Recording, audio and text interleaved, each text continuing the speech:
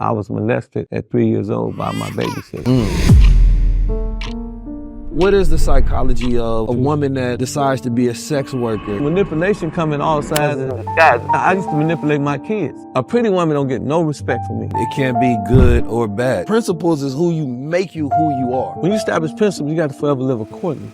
I think that there's a lot of men who don't know why they have a disdain for women. Do you think you fall under that category? It's all about the control. Well, I'll give you an example. Barack Obama, right? Now, brother 19, the fact that you say you're not a narcissist, you are a narcissist. I say it every time. You know it. If you a pimp, that's a noun, person, place, or thing. But if you pimping, that's ing. That means having no sympathy is a perfect mentality when you talk about being in ism. Other guys who just love to control women. You can take the Negro out the ghetto, but you can't take the ghetto out the Negro.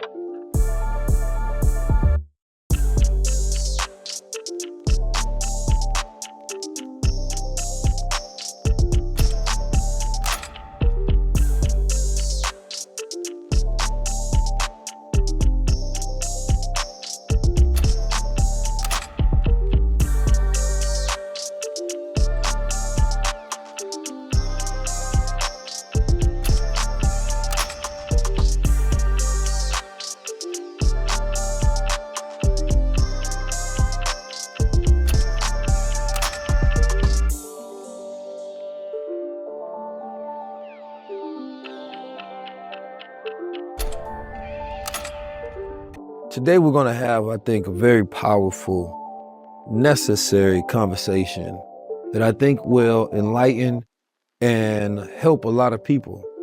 I think today we live in a society that is mostly pulled on desires, right? And population don't really know what they want. Most people don't even know what they need because most people are constantly being pulled, right, by the dark desires of who they are. And without mastery over that, you don't even know when you were being manipulated. There's a power that every man and woman need to have in order to have full control over their life. But what I've learned is that most people are happy with better treatment at the plantation versus being free. So we're not actually seeking a higher quality of dimension of self. We don't really want full control. Most people want to be controlled.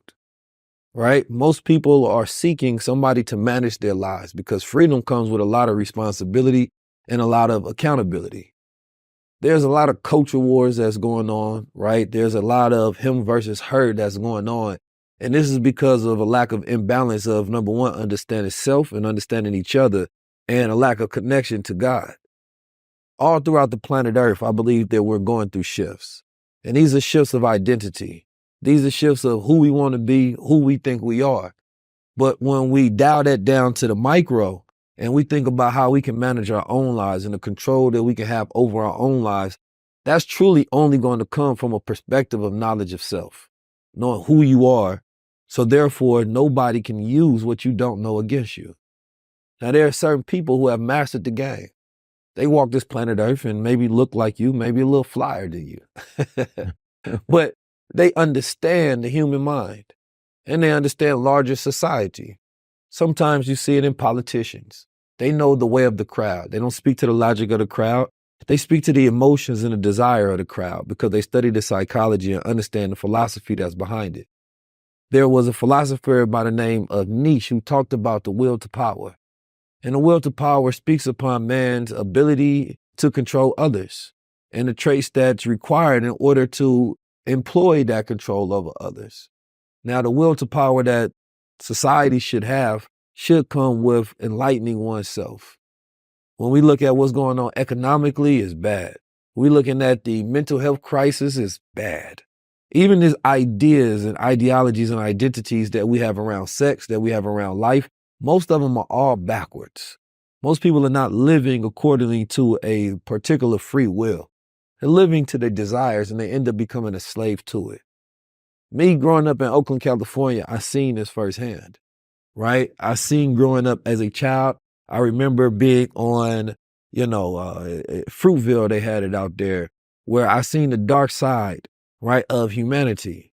Young women that I thought were just regular women at first, right? And then when you take a closer look, you can see that there was an economic necessity that they had to sell their body. And then they needed management, so there was somebody that was there. And then I've learned the different sides of it, how it can go left, how it can go right. Then this becomes our culture, a culture that we sell, a culture that we exploit.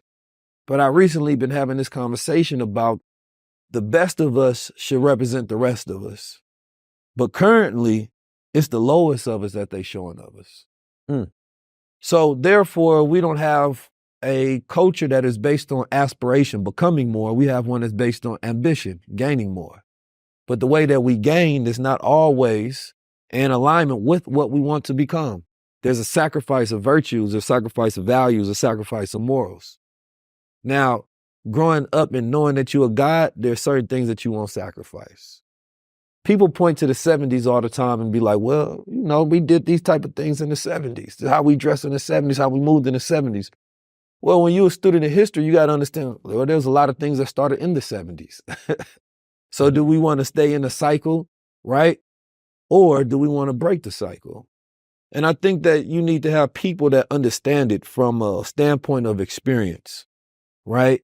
So today, the person that I have here, I believe he has the necessary experience for firsthand to be able to tell you what it's like to be in the game and get out of the game, right? And to walk above it, to take a dark past and turn that transmutation into light, to give you the game to understand the way that society is being pimped, manipulated, right? And to help you free yourself by teaching you the tactics and the knowledge how to get out of it. So I want to go deep into the philosophy, the psychology, the spiritual, the mythicism aspect of all what it means when it comes to that dark aspect of the world of manipulating and controlling the will of others, and how do we get that will to be free? So today I have none other than Ken Ivy Bay, a man who has been on all sides of the spectrum, and today he comes to deliver some light. Well, brother, thank you for having me. First of all, I would just like to let people know, for full disclosure, I denounce American Pimp, and I denounce Pimps Up and Hoes Down, which is movies that I believe that was complicit in the problem that Brother 19 Keys is talking about, perpetuating the perception that we are all, you know, pimps, hustlers, drug dealers, etc. So that's what I want. And then I also want to, for the ladies out there, I want y'all to understand that I did 10 years in prison. While I was in prison, I did 2 years in solitary confinement. While I was in solitary confinement, I read Malcolm X's autobiography at least 20 times. And that's what really gauged my change. It might have took a little time. I was about 30 before I actually made the transition. But a lot of people understand that Malcolm was a pimp, as I experienced that life as well. Malcolm was also a convict, you know, but y'all love Malcolm. So all I'm saying is if my brother Malcolm can change, then I can change. And that's what I've done. I've made that transition. I went from the ghetto streets to the executive suites, from the ghetto blocks to the Wall Street stock, from the sewer to an entrepreneur. So my book, The Art of Human Chess, it deals with deception. People say, Ken, why would you do a book on deception? Because I want to teach you, ladies and gentlemen, through this book, The Art of Human Chess, how not to be deceived. A lot of you people walk through society and you say, okay, I ain't with that. I ain't with that. But what you do is you risk the chance of being deceived by someone who is with that. So what my book does, and it's in Barnes and Nobles, it's all over the world. It's in the self-help book right next to Sun Tzu, right next to Robert Greene, right next to Kiyosaki. It's right there in Barnes and Nobles. What my book does, it just wake you up to the pimping. Uncle Sam, for example, Uncle Sam. Every April 15th, he say, break yourself. If you don't break yourself, he put you up under what we call pimp arrest. And guess what? The money is going to Ukraine and to other initiatives that we've spent every year, April 15th, giving our hard-earned dollars to Uncle Sam. And we call him Pimpin Sam. But, you know, that's another discussion. But for the record, I just wanted to make sure that I clarify that, let people know I'm no longer in the life. You know, when you say my name, don't put a period, put a comma, because I'm also an author. I got 2 books. I'm also a businessman. I'm also the founder of the Hop Fraternity. I'm also the owner of HHF Mag, HHF Radio, HHF Social Media, HHF Awards. So I do a lot of constructive things, but people are shallow-minded and they want to put me in this box. And you know, the only way you pass the IQ test, and those of you who have taken the IQ test, I'm talking about the IQ. It's a little game that they play, a thing that you do and you draw. And when you draw, the only way you get the points is you got to go outside the box and then come in the box. And that's what life is all about. Sometimes you got to go outside the box. You got to have an out-of-body experience and take yourself out the equation and look at it from another perspective. I appreciate that. Now that you lay some of the foundation, I want to get into it. You know, can you give me a little bit of your earlier childhood, you know, and your first experiences, right, with pimping, prostitution, sex work, seeing that side of the life. Right. Like, what was that moment where you go from, let's say, you know, this innocent child, right, this mind that has not experienced that, for seeing it the first time? Well, unfortunately, brother 19 Keys, I was molested at 3 years old by my babysitter. It gave me a strong disdain towards women, right? So I didn't want to, you know, I just didn't like women for a minute, you know what I'm saying? And it was just like I hated everything about it. And she was a dark-skinned sister, so I really hated dark-skinned sisters. You know, I see them, I just cringe, and it caused me to have a mental blockage. So I was in special ed, I was in the yellow bus, as they call it, practically my whole life. I was in fights all the time. My head is flat because I used to bump my head against the wall because I was trying to get my mother's attention. So, you know, my daddy, he was from Mississippi. I was from Mississippi. He was a player, though. He was a hustler. My daddy shoot cricket dice and all that stuff. He was just a gained up dude with my Uncle Greasy. And he got caught in Chicago shooting bad dice on the Black Panthers. And I was with Brother Fred Hampton Jr. I said, man, you know, y'all beat my daddy up. You know, the Black Panthers beat my daddy up. You know, he came to speak at the Hip Hop Fraternity. What they beat him up for? Because he got caught shooting bad dice. Oh, okay, yes. And, you know, yeah, the Black Panthers shoot dice, you know what I'm saying? So that led me to become, you know, a criminal. So me and my brother, we in Oak Park, Illinois, and my brother pushed somebody off the L. You know, the white dudes calling us niggas. And he pushed him off the L. When he pushed him off the L, the police came, and the first time I experienced police brutality, they beat me up. So now I had a fear for police, you know what I'm saying? And I had this out against police. I'm like, man, I'm finna be a criminal, right? And that's how that criminal mentality began, because they put me in jail for 3 months, you know, in a grown man jail. I was 14 years old, and that's when I first got introduced to the Moore Science Temple. You know, it was just luckily a brother named Finney, who was Finney Ill, he was a Moore. He just took a liking to my brother, because me and my brother was shy. You know, we was young, but we had the gang because my father was ganged up, right? And that's how we end up leaving Chicago, because my mother said, oh no, this ain't going down. So we went to Milwaukee. Then I ended up getting in some more trouble.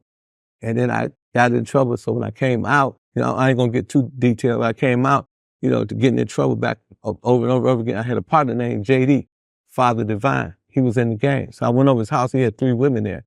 And he said, man, these are my girls. And, you know, it was like the Mac movie. I thought I was in the Mac movie. I said, what is this? You know, I said, man, can I have one? He said, yeah. Which one you want? I said, give me the one that's light, bright, damn near white with the coochie candy stripe. He said, her name was Dirty Red. That's the one you probably read about in my book. So she taught me the game. Then another brother named Star Child, he said, man, this how you do it. You know, you do this, you do this, you do this, you do this. You know, you stand on a woman, blah, blah, blah, and you can knock another man, woman. Then I ended up knocking him for a bribe. And that's when I knew I had the game. But I was a Corvette. They was Cadillacs. They was too slow for me. So I ended up robbing the bank, you know, because that's what I wanted to do. I wanted to get me some quick money. And I got me some quick money. I also got some quick time, you know. And I ended up going to jail. And then, you know, I did again going to jail. Eventually, I met a brother by the name of Pimpin Pope. And he told me the game on how to do it. He said, man, you got to, and it's psychology. He said, you got to have, you got to go get a triple bypass. He said, you can't have no sympathy in your heart. You got to have all the sympathy removed out your heart. He said, it's not a sympathetic game. And he was one of the biggest ones, but he had got caught with a brother, you know, that was messing with a girl. He shot him, you know, long and short. I don't put his business out there, but then that's when I really understood the game. So when I came home, you know what I'm saying, my man gave me a pack. I tried that. You know what I'm saying? I ain't gonna say who did it, but it was a family member. I gave him the pack, and he ran off with the pack. And I didn't know, you know, what was going on. I'm like, this is my brother. Oh my God. I don't mean to talk about that, but if you could erase that. But he ended up, the person I'm talking about, they end up taking this stuff. And I said, I can't do this. Then a girl named C, I ain't gonna say her first name, and a girl named A, they got with me. And they taught me the game. But while I was in prison, my mama never came to see me. So that I was desensitized to those women again, because I was like, I was mad at my mother. So, having no sympathy is a perfect mentality when you talk about being in the ism, right? In the game. So, I came in the game with the right mindset, because you can't have no love in the game, because all the women belong to the community. They can be with you today and gone tomorrow. And a lot of people don't understand that. People got a misconception on prostitution. They think that the pimps, what can you tell a woman, literally, bro, that's so immaculate, that's so cold, that makes her say, I'm gonna go sell my body. No, it's got to be by choice and not by force. She run past a fireman, she run past a policeman and a cab, and she don't ask neither one of them to save her for pimping. It's a mentality thing, and I found that out, that everybody was a part of this culture. So I was in that culture, then I got integrated in that culture, and then, like I said, I love money, so when I got into the game, I just took it to the next level. I started buying minks, diamonds, Rolls Royces, and that was the psychology. I said, if everybody's selling these bras to dream, saying that, hey, you got to do this to be with me. Hey, you got to do this to be with me. I'm gonna buy your Rolls Royce, I'm gonna buy your cat, I'm gonna buy your mint. Then I pull up with that. So I was the dream. And that was my psychology, is to come with everything. And all my other partners, they was shooting blow and shooting heroin and effing their money up. And all the time they was doing all that, I was flashing and shining. And then that's how I became Pimpin Ken. And then I started, just getting into the culture. I started taking guys' bras and guys taking my bras, and it was just a lifestyle. And once I got totally ingrained to the lifestyle, I was determined to be Pimp of the Year. I was determined to be Mac of the Year. And I won all of that. When I won International Mac of the Year in Las Vegas, that's when I said, I'm done. You know what I'm saying? I reached, it was like the NBA, what we call the NBA, the National Pimp Association. I was the 2-3, the Mac of Jordan of the game. So I got out, when it was perfect timing, and I just left the game alone. And I just went on and started opening up businesses and started doing other things. But that's really how I got into it, just circumstances of events, being around these people. What is the odds of the pimp, the biggest pimp in Milwaukee, being your cellmate? You know what I'm saying? And giving you the game. What is the odds of the guy you hustling with, end up with 3 bras? So I never really, and a lot of dudes gonna hate me for saying, I really never liked it pimping like that. You know what I mean? I never liked it pimping like, it was too easy for me. I like a challenge.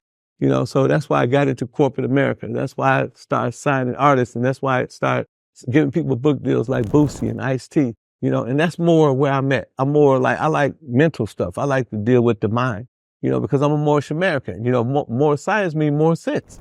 So even though I was out there in the streets, I was still reading the Moorish Quran. I was still reading, Dr. Chancellor Williams. I was reading Dr. Ben. I was reading Malachi. I was reading, Dr. Naeem Akbar. I'm educating myself, but I'm out here in this murk, in this mess, and I'm not really feeling it. And dudes ain't on my level. You know what I mean? It's like, you talking to a dude, he can't even put 2 sentences together. You like, man, this ain't my element. So I had to get out of that element. And that's how I really kind of got into it. You say, the things that happened to me, made me have a disdain toward women. But when I had my daughter, Kiki, at 31, I think I had at 31, because I didn't have kids for a long time. I had my daughter. That's when I experienced real love. I said, oh, now I know what love is. And I just started treating her like an angel. I bought her bags and bags of clothes, I spoiled her. She was with me everywhere I go. I was telling everybody this is my baby. And then I understood, the value of love. And then I had to fall in love with my mother, because I was so mad. Here I am. I think I'm a boss. Everybody getting visits.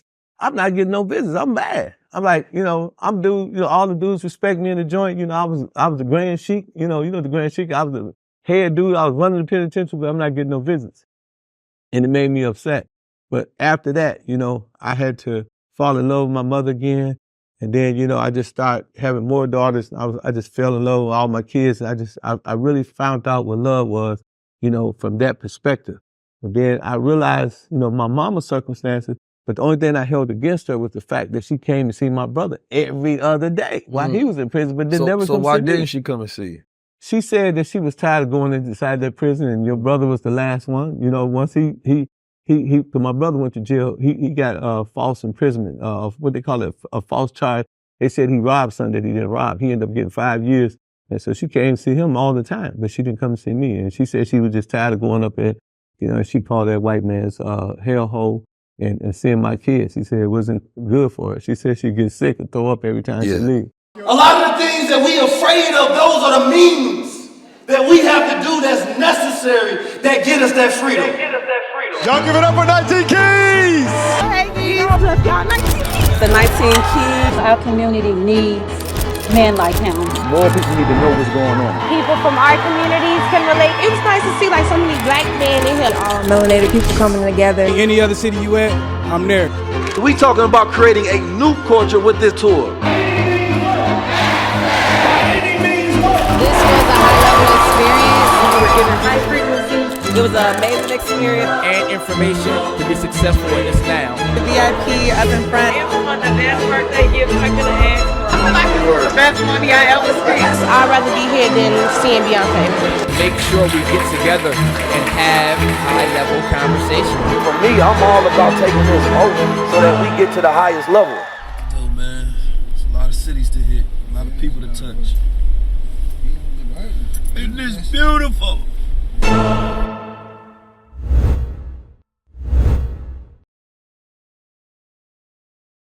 It's my first time here. We out here.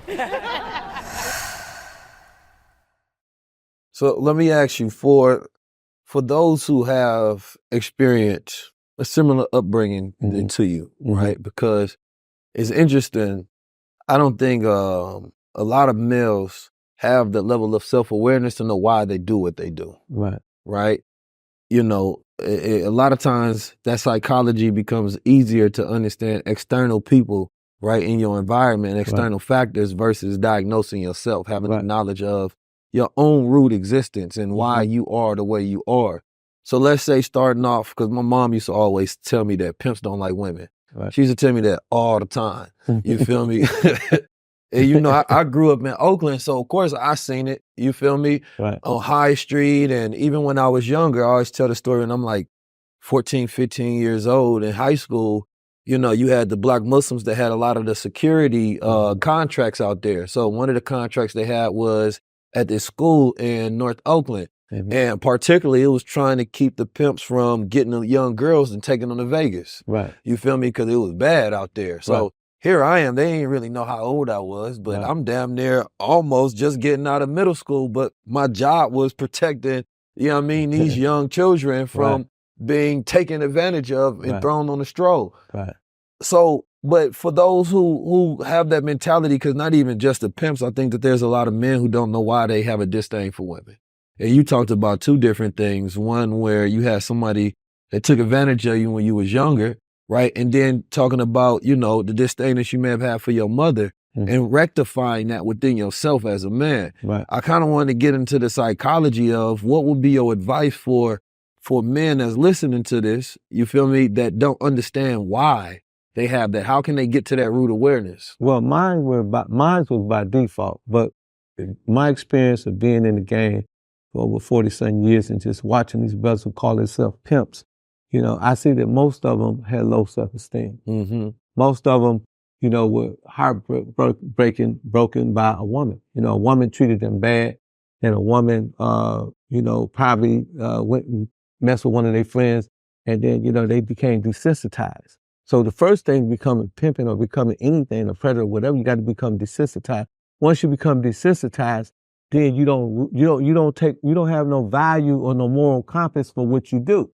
And you play this thing in your head that, hey, this is the game, now I'm pimping and, this is that, this is that, the other. But really, just like the women, they are lost little boys and they are lost little girls trapped in grown men and grown women bodies. That's what it is. We are all trapped in, who wants to send somebody out there in harm's way intentionally?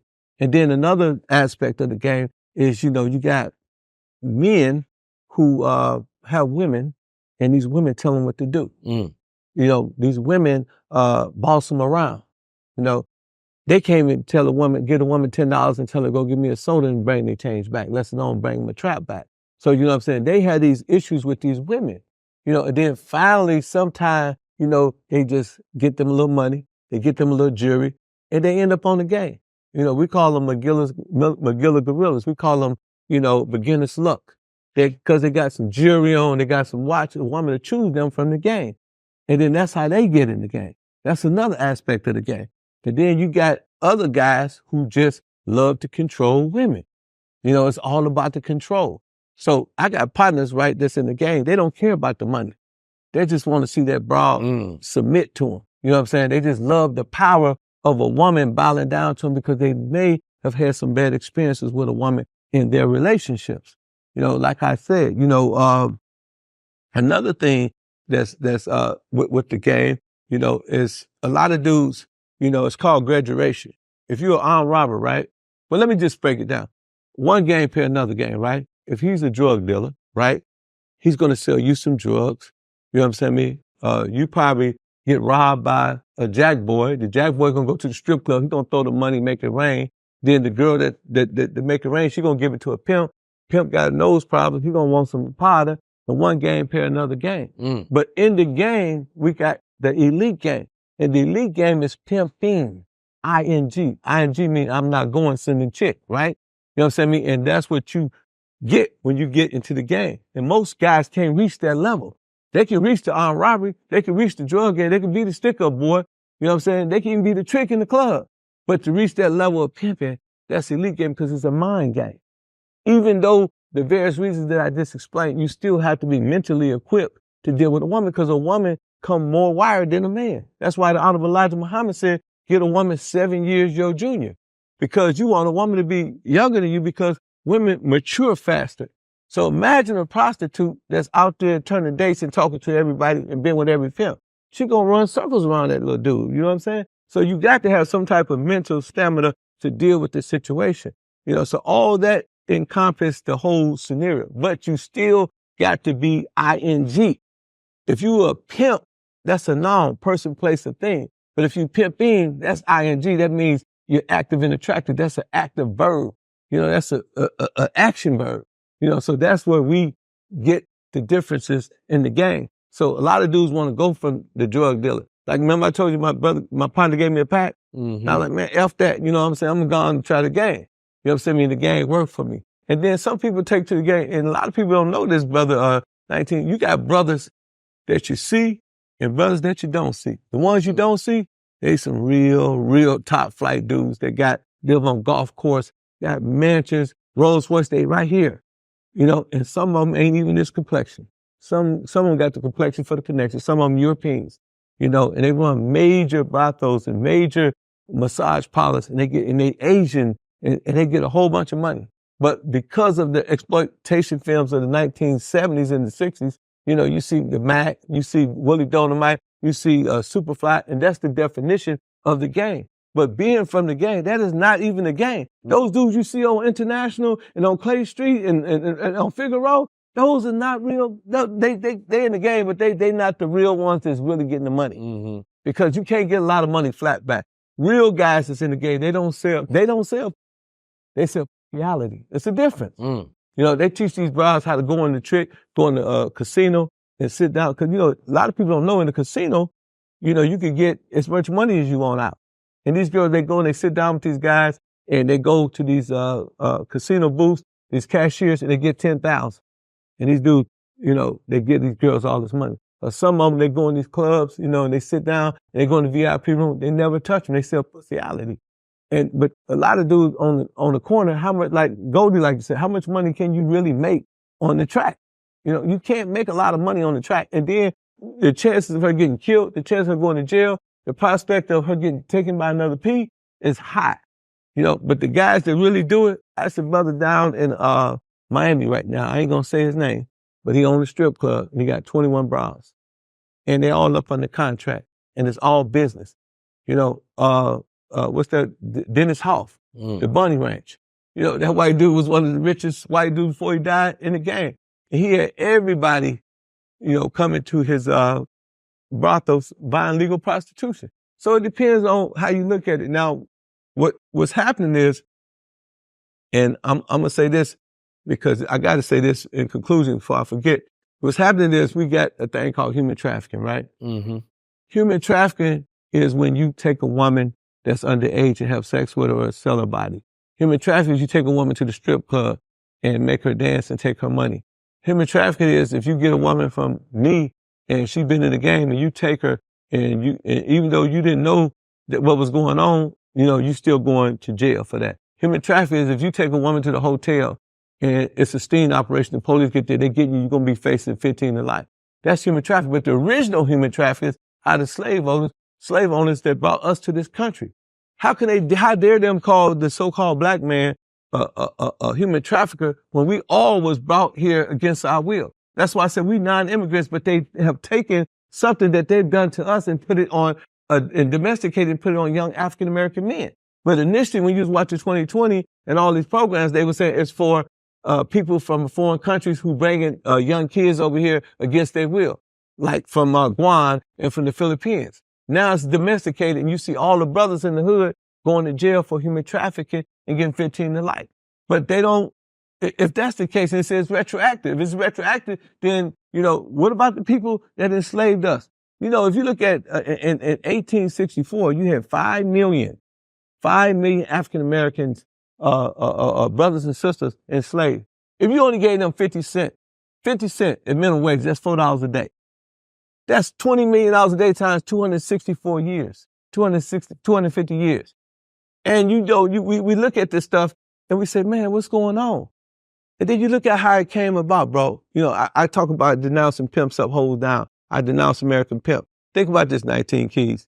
At that era and at that time, they propagated, they promoted that. They made me a superstar, Pimpin Ken, everybody loving me, everybody loving Bishop Don Juan, we the dudes, Kitty Red, and everything. And next thing you know, all the rappers start endorsing us. I'm on 80 million records with rappers talking about the game. Mm-hmm. But guess what happened? Right after that, they hit him with human trafficking. The same thing with Scarface. You remember Scarface? Mm-hmm. When Scarface first came on the booth, we all had Scarfaces and cigars. We all wanted to, get that plug. And we all got that plug. Right after that, in 1984, you start seeing crime bills. You start seeing trigger locks. You start seeing sentence enhancement law. The 85% rule. And all that tied into the drug game. Nino Brown, Colors. What they do, you got brothers banging in Little Rock now because they watch Colors. So when they watch Pimps Up, Hoes Down, now they impressionable.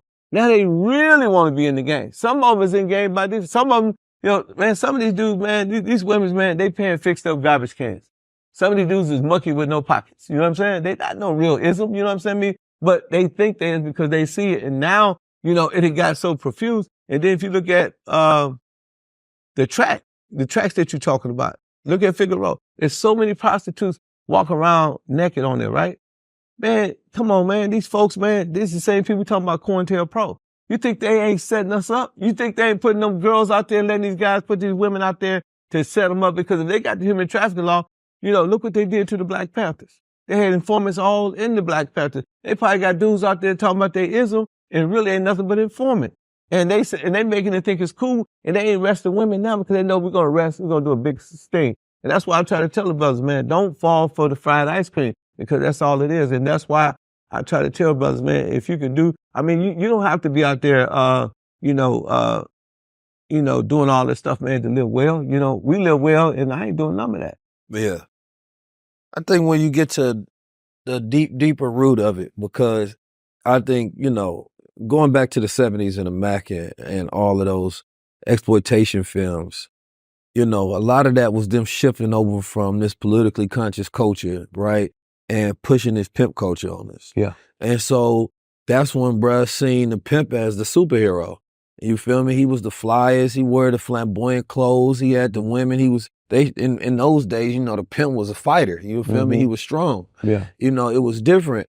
And so, that particular image became rampant. It became impressionable for our culture. It became a part of our culture. Mm-hmm. But we always forget, okay, what was the culture before that? Right. You feel me? Which was of a higher, more advanced level because we was really speaking on our own liberation and getting free.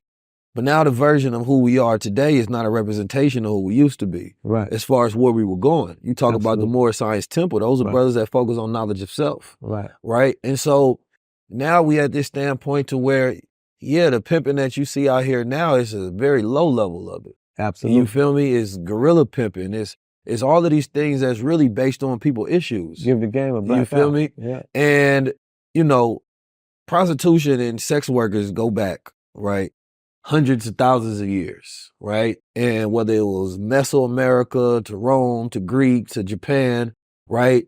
Between, I think, Asia and the North Americas, I think you're going to find the highest rate of sex workers in the world. Right. Right. And, you know, in most states in America, it's illegal besides Nevada, you know, but the way that we propagated in our culture, we don't push it if it's something wrong. And I want to kind of get your question is of how you view the modern day lens of like the sex liberation movement, right? Because it's basically kind of self-pimping, you know, nowadays, right? Where you have the women who push out sexual liberation as a form of freedom against patriarchal control of their bodies. Right. And so, but when it really look at it, when I grew up and the way I look at a prostitute that was walking down High Street, it's the same way I look at a girl now that's walking down the street. I can't tell the difference. Right. Right. Because they wear the same uniform. Absolutely. So I want to kind of get into the psychology of, you know, what is the psychology of a woman that decides to be a sex worker, right? Because some of them, they impressioned by it being around them and being normalized, right? Yeah. Then they get into it. Some people, like, they were molested when they was younger. Some women, they do it just out of economic necessity. They need to pay some bills, right? Some are manipulated and exploited in the game. But when you looking at a young girl, right, what are some of the signs to see that she may go down that route? Well, first sign that a brother that's in the game look for is somebody that's promiscuous. You know what I'm saying? I mean, we call it the neighborhood hoe. So when the P see that, he's gonna ride through that neighborhood in that new car, and she already motor drunk. That means that she cars, you know, she love cars. And then you pull up, and then when you get her in that car, you're gonna say, hey, look, mom, you doing all this for nothing. Let me show you how to do this for something. So that usually comes from molestation. You know, it comes from being raped by a father or being raped by an uncle or raped by a brother. And now she don't have no value on her, on her sexual preference, right? On her body. You know, she lose value because that was taken from her at a young age. And she don't see that virgin marriage. She don't see get married and having, you know, somebody take her virginity because her virginity was stolen from her. You know, so now she finds out early that sex is a weapon. So she weaponized her body and she used it against all the dudes in the hood to get weed and get liquor and so on and so forth and get her way. But what the P does is he recognized, you know, this and he preys on that and he used that to his advantage and then he showed how to get more money. He might say, look here, I got this dude, you know, he might get one of his OGs. He said, here you go, man, $500, man. Get this to this broad, let her, you know, have sex. And then when she have sex, you know, she gonna get used to money. Then once she get the money, then she get into the actual culture and she see the other prostitutes and the P's, it become a part of her DNA. It's like, you know, like, hey, this is the game. I'm in this game. But you know, what people don't talk about is that nowadays, I just gave you that aspect. I'm gonna give you a whole nother aspect that's gonna be a whole nother perspective. Nowadays, you got Cardi B, you got Megan Thee Stallion, you got Sexy Red, you got all these women saying all this, I'm a hoe, I'm a B, I'm this, I'm that. And these young people are on Instagram. We didn't have Instagram in my day. And now they see how these girls are dancing and how they doing all this stuff. And they're following because they're very impressionable. Just like I said, how all the young dudes want to be a pimp because they seen Pimpin Ken and Don Juan. You know what I'm saying? And Virgil. You know what I'm saying? So when they see all that, that impressed them. So they see, and then, you know, remember Lil Wayne, the rapper? When Lil Wayne said he was a blood, right? Yeah. Look what happened. The whole country became blood. Yeah. You know, when Megan Thee Stallion and Cardi B started being hoes, and I could say somebody else, but I know they married. I don't want them to be offended. But you got married women that superstars, you know, that dress like prostitutes as well. If you go on the track and you go on TV, they dress just like the bras that's on the blade. Right. So all this is being psychologically, you know, we are creatures of habit, but we also are subjective. You know, we you know, subliminally, if through repetition, if you see stuff along, you know, enough, you'll begin to believe that. Right. Psychologically, if you call yourself a hoe, you call yourself a pimp, which comes from the culture of the music, you start to see that as an image of yourself, making it easier to accept as you grow up because you grow into it. Yeah. Or if you listen to drill music. Yeah. It's obviously all the brothers in Chicago going to be doing drills. Right. You know what I'm saying? They're going to be killing each other because, you know, you're listening to it and what people don't understand. The mind is a computer, right? Garbage in, garbage out. Everything you see, all these books, even your star and moon, your mind is simultaneously picking up this information and it's going straight to your subconscious mind. Now, if you're listening to somebody talking about killing and all this every day, all day, guess what you're going to do?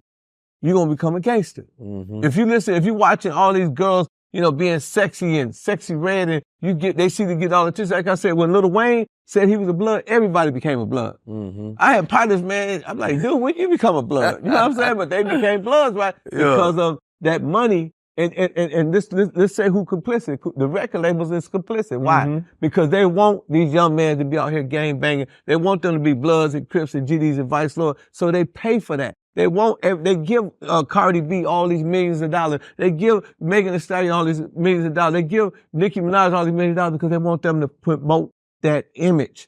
And that's what they're paying for. But they won't let their children do. So you ask any record label, sit down with these executives and say, so I just want to ask you a question. Sir, why would you put all this filth and debauchery into a community when you know the community is already suffering from poverty? Or, that's what they want to hear. If you ask any artist, say, Lil Wayne, what do they tell you when you don't do certain things? You're not being hood enough. You're not being gangster enough. So it's social engineering as well. We're being engineered to be pimps, hoes, and prostitutes, and gangsters, and killers. Absolutely. I mean, I've been talking about when we look at the Olympics, right? The Olympics, you see us dominating in every single sport. Right. That's who we are. Yeah. An aspect of who we are. But when we talk about culture, we talk about culture under one lens, and that's usually hip hop. Right. But in the reality of it is that we have been the greatest revolutionaries that the world has ever seen in the last 100 plus years. Yeah. Right? So that's our culture. Mm-hmm. Right? We are the greatest health advocates, the most influential men and women on the planet Earth. That's our culture. We are the greatest athletes, not just entertainers, but from a physical standpoint because of the intelligence that is required to even reach that level.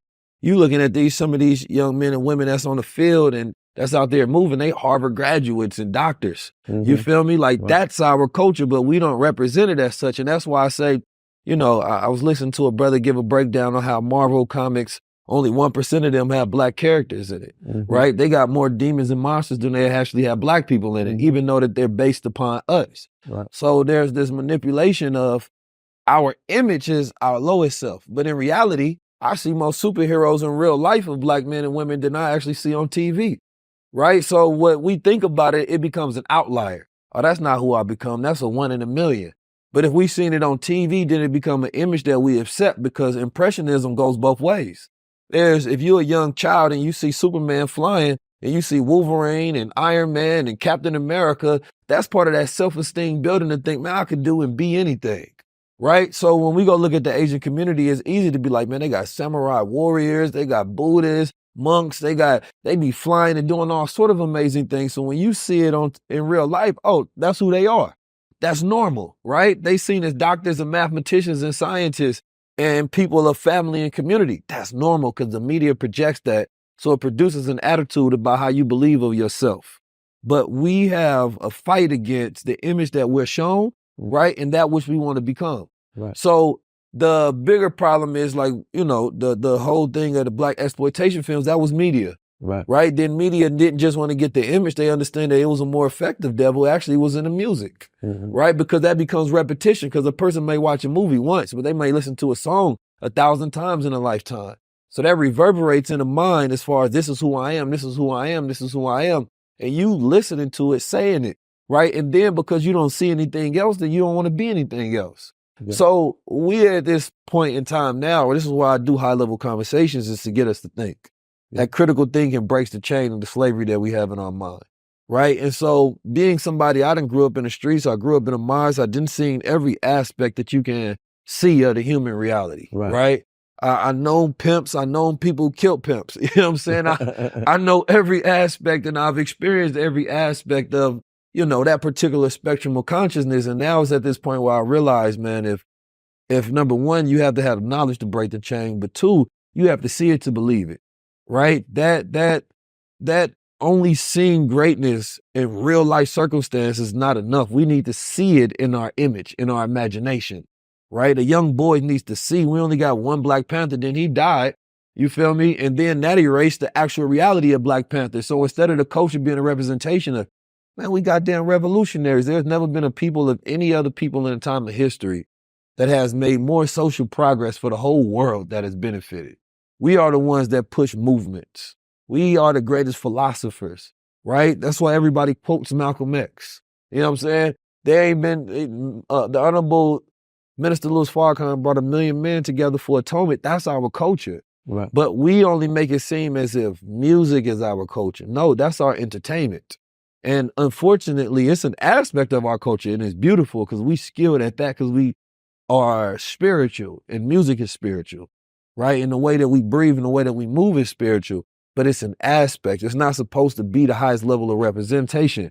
Because when I did go to Africa, and I've talked about this before, I'm in the president's office and the secretary for the president knew 50 Cent, but now Malcolm X.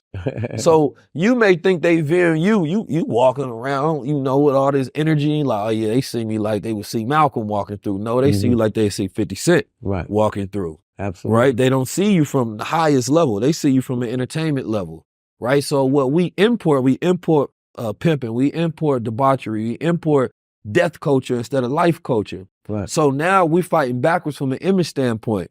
So now you're trying to show them that you more than what they've seen their whole life. But the Black men and women, man, we gods, really, right? But what we seen is demons. So yeah, we got the drill movie. Yeah, we got the sex music. Man, all of that is constantly being pushed by them. Now it's our turn to be like, all right, we're going to flip the switch on it. Well, Brother 19 Keys, let's go back to the Great Pyramids, right? The first thing they did was they cut the nose. You know what I'm saying? They thieves. You know what I'm saying? They say Herodotus is the father of history. He was a Greek. How you the father of history when you study Egyptian history? You the stepson, not the father.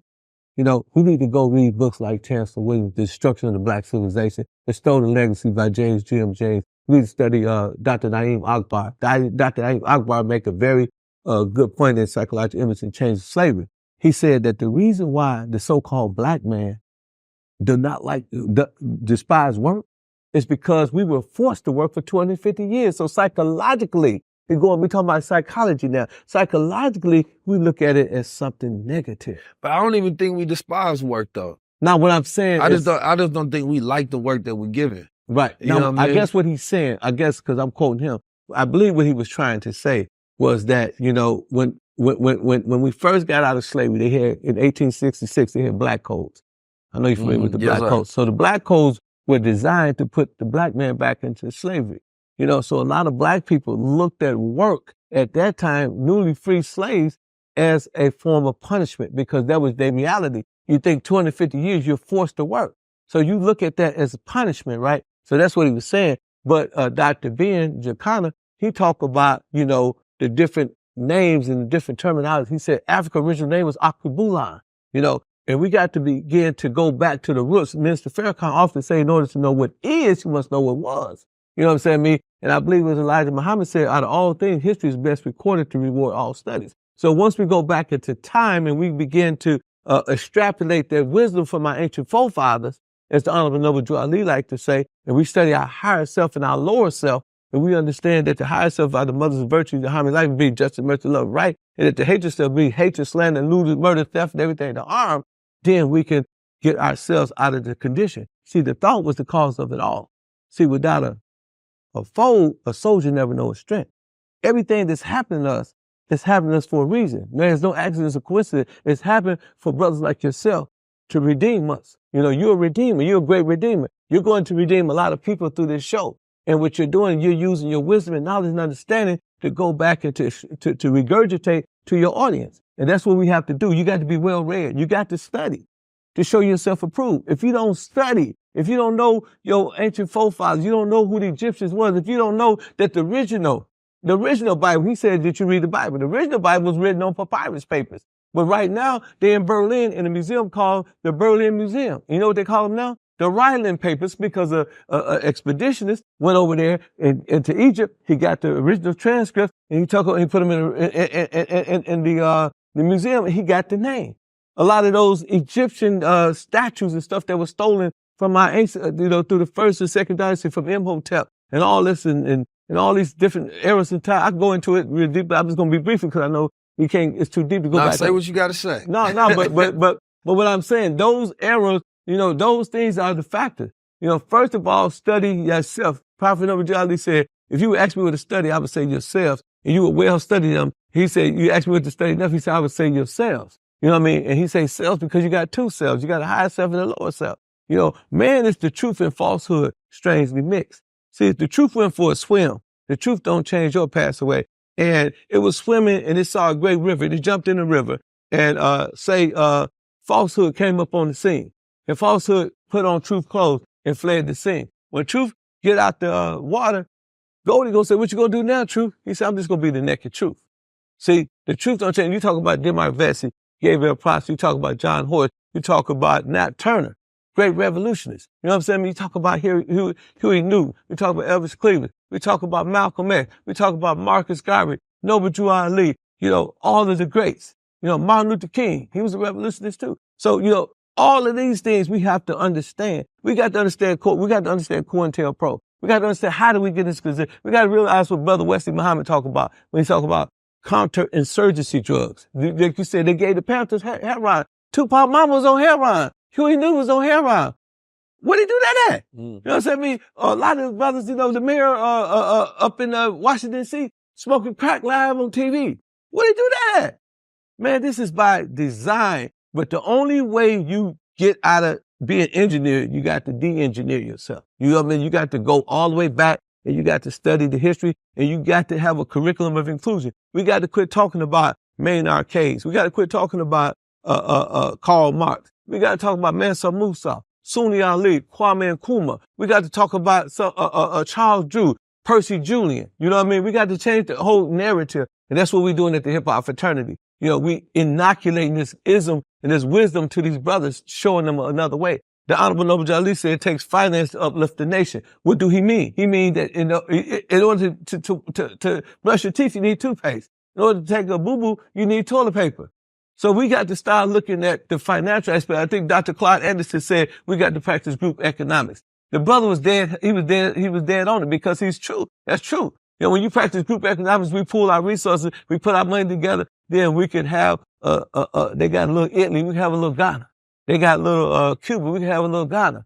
We can have a little Nigeria. And that's what we need to focus on. We need to focus on that aspect of development. Knowing what happened to the pyramids, knowing what happened during the Shaka Zulu era. How did they trick Shaka Zulu in South Africa? What was the tricks that they used? What was the tricks of the enemy? Once we understand the tricks of the enemy and we understand how the enemy move, and we read books like I said, the destruction of the blacks, the Broder Files, all these books they say if you want to hide something from a brother, where you put it at?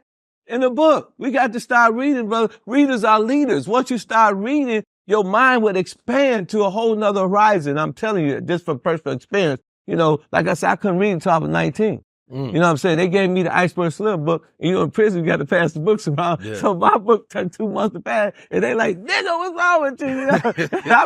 I'm trying to read. I'm done.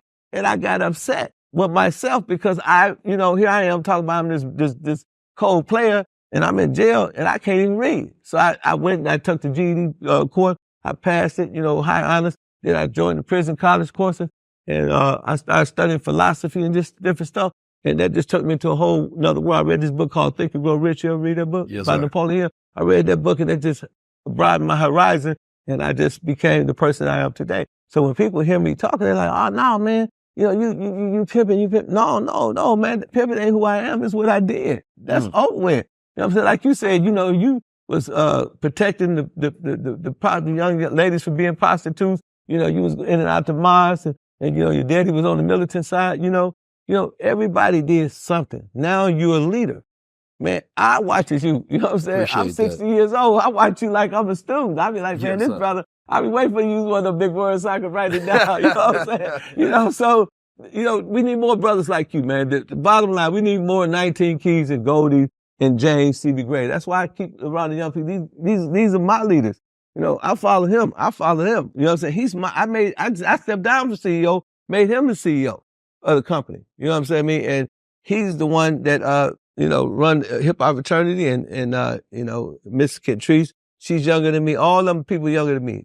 Listen, and I think the biggest problem is a lot of our leadership, they suck on the popsicle too long until ain't nothing left but the stick. Mm-hmm. They don't know how to pass the baton. And what happens is, in the case of, even with the nation, you had Wharf D. Muhammad, you had Mr. Farrakhan, you had Wallace Muhammad, all this. Now I'm the real MC, what they call it, Eminem. I'm the real, I'm the real Slim Shady. That real Slim Shady mentality. So what we need to do, is we need to pass it on before we get to that point where we too old and people already locksmithed in us. And that's why Prophet Muhammad made a piece of the blessing of Allah be upon. That's why he never allowed no pictures to be shown to him, because he never wanted his people to worship him. When Prophet Muhammad made a piece of the blessing of Allah be on him, when he went to the Kaaba, before they kicked him out, he went to Medina and kicked it with the Ethiopian brother. When he came back to Mecca, he had to take all of the idolatrous, all of the idols of the people. Had 365 gods over in Mecca. He had to take all that out. He had to institute certain laws, that the Muslims had to follow, because he was trying to teach them, the power of the mind. Even when you read, the hadiths, what I'm saying? It's two of them, Bukhari and Muslim, but in one of them, they talk about Prophet Muhammad was sitting, made a piece of blessing of Allah be upon. He was sitting with his crew, and one of the crew members got up and they fled the scene, and then the brothers started talking about it. And Prophet Muhammad made a piece of Allah be upon him, said, "Hey man, you remind me of a vulture. You eat the flesh of your brother when he leaves." You know what I'm saying? And that's some of the things that we got to embark upon. We just got to read, man. We got to study. We got to quit worshiping people. Our leaders got to pass the baton. We got to let these people, get new, fresh leadership like yourself. You know what I mean? I like you and Brother Ben and, what's the tall dude's name? RZA. I like, Wesley Muhammad. I like what you brothers doing, man. You know what I'm saying? That's what we need. We need brothers like y'all, man. You know what I'm saying? I learned so much from Brother Ben. I remember I did a podcast for Ben. He had a little camera. It was back in Dallas, man. It was about 5 or 10 years ago, before he got started, and he was representing the Honorable Elijah Muhammad back in those days, the Minister Farrakhan.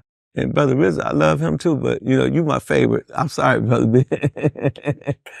Well, let me get a little deeper and get back into some of the psychology of it all.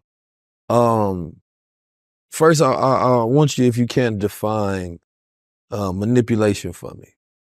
Yeah, well, a lot of times manipulation, it falls up under the category when somebody try to, have you do something against your will, or to manipulate you, or to con you, or to fool you, or to finesse you into doing something.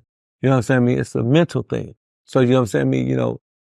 What we see in America, with this politics, there's a lot of manipulation going on.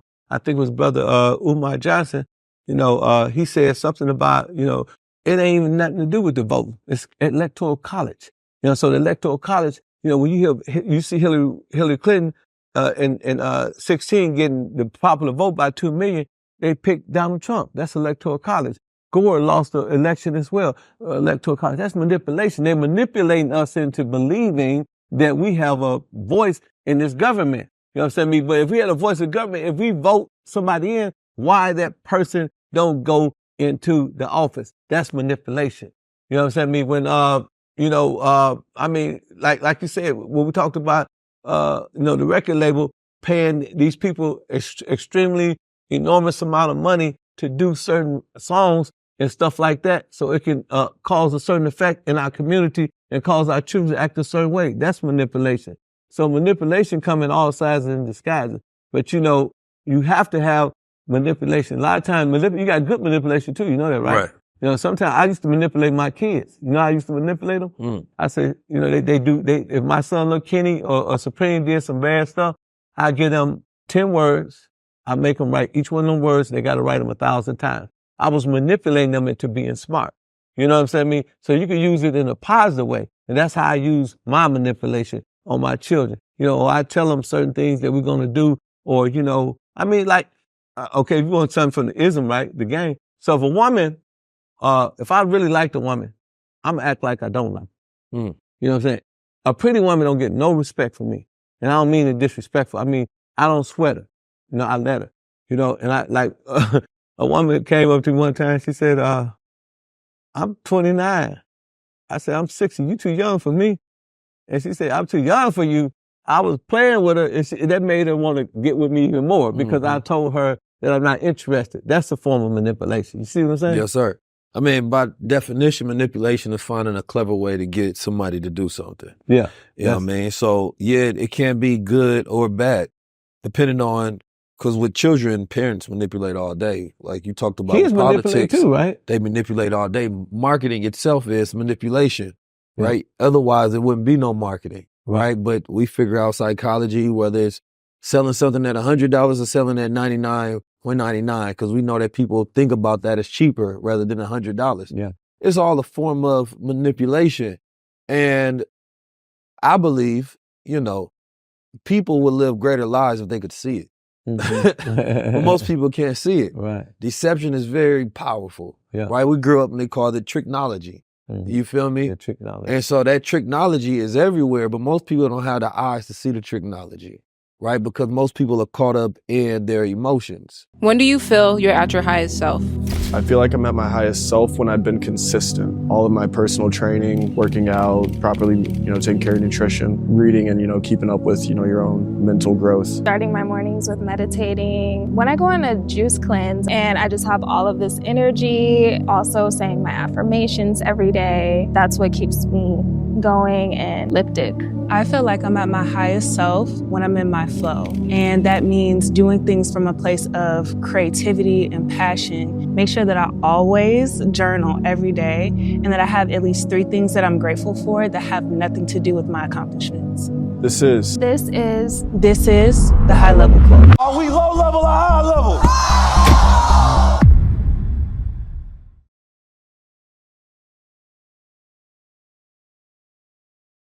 But I want to get into this book a little bit and your concept of human chess. Right. And of course, it sounds like strategy to me. Right.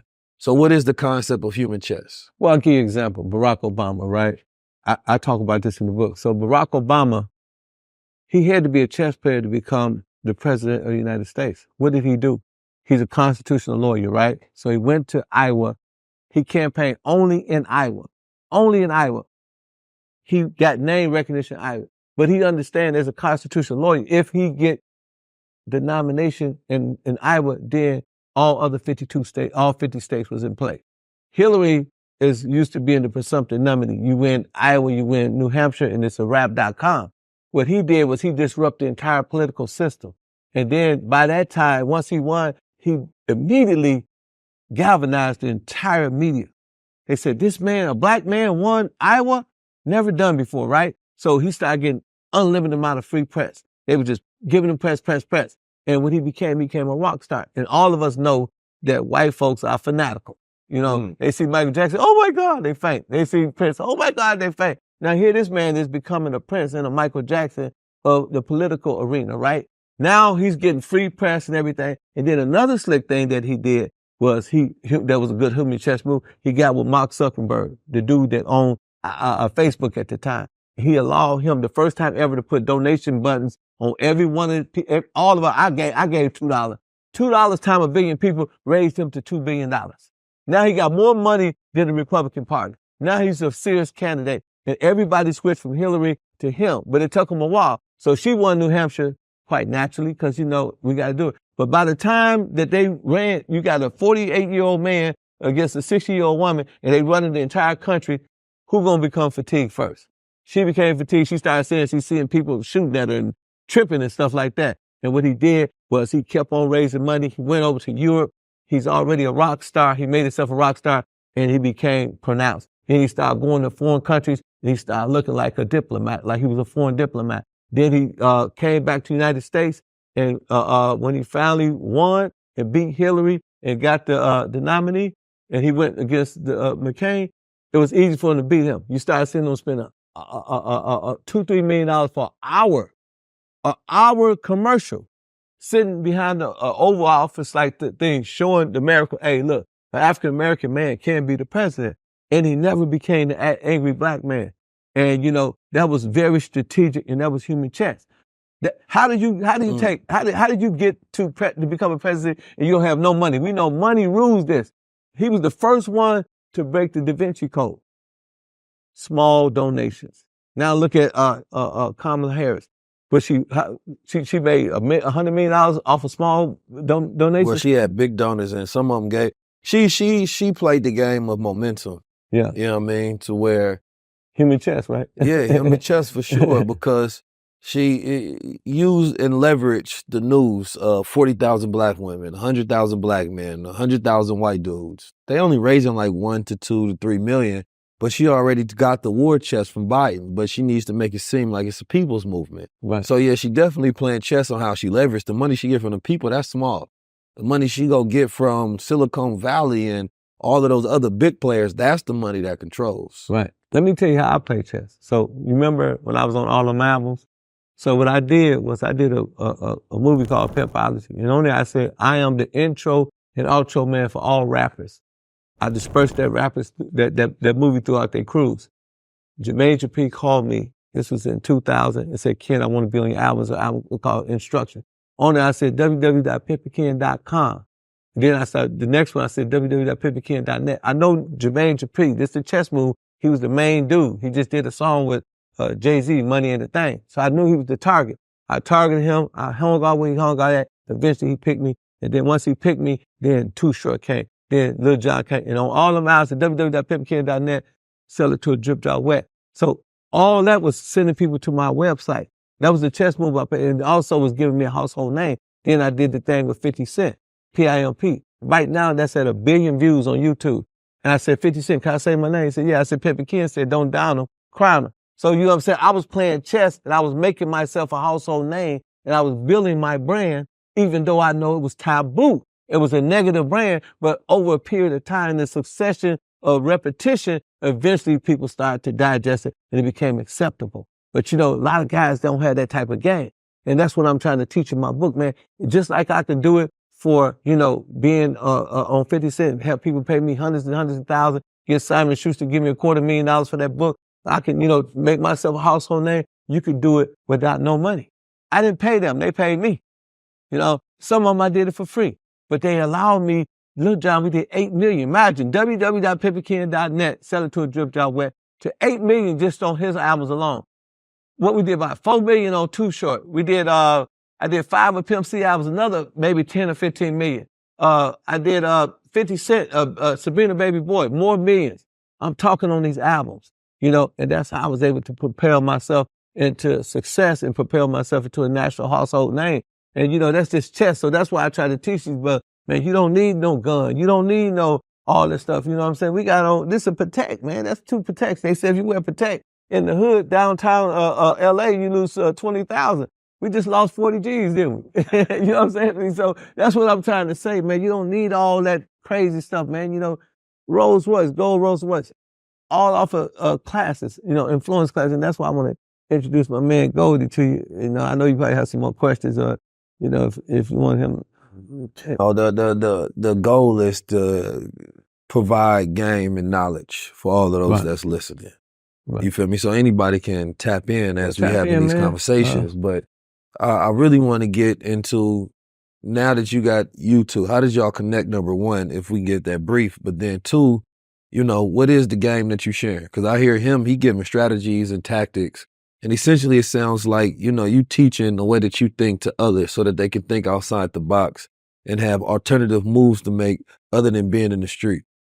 Yeah, see, what we do is, you know, because in the game, what they say, we call them squares. Why? Because they think it's out of a box, right? So what we teaching individuals is how to think outside the box, right? And since we on high level conversations, what we really teach is this, right? Your frequency is what you frequently see, right? Whatever state of frequency you at is what you're going to see. If you in a low frequency state, you're going to see problems. You're going to see how it's not going to work.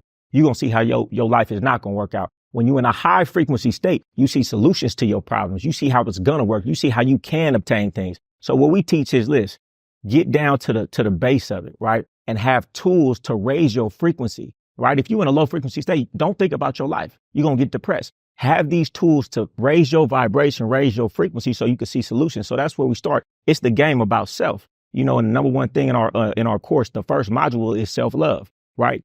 being able to speak from power and to lead comes from self-love, but a lot of people are missing that. They trying to spray perfume on bullshit, right? But you got to get yourself right before you can lead anybody else, right? How can you control outward things if you can't control yourself, right? Energy, clarity, and willpower is what you need to succeed. And all of these things that people do, that's why we talk about cutting out the vices. All these vices, all these things that you do are lowering your willpower, your clarity, and your energy, which you need to be successful. So we take it down to the human being, the man first, and coming back to the building blocks. So let me ask you, is it cause part of the aspect of what y'all present is the lifestyle, right? You That's got the number diamonds one. and the Getting glasses. chose with your mouth closed. You got talk about the chains, manipulation. everything. The number one thing about manipulation, what's that? Persuasion, right? And what's the number one thing about persuasion? It's visually what you see, right? And you can manipulate somebody without even opening your mouth. And he coined the term getting chose with your mouth closed in the game, right? It's what you see, right? It could be somebody next to me with more game than me, more information than me, more know-how than me. But if I'm looking better, if I'm driving to something better, I will get the person's money. I'll get the investor. You know, the gold Rolls Royce has opened more doors than my information. So that's a huge part of it. It's about presentation. Mm.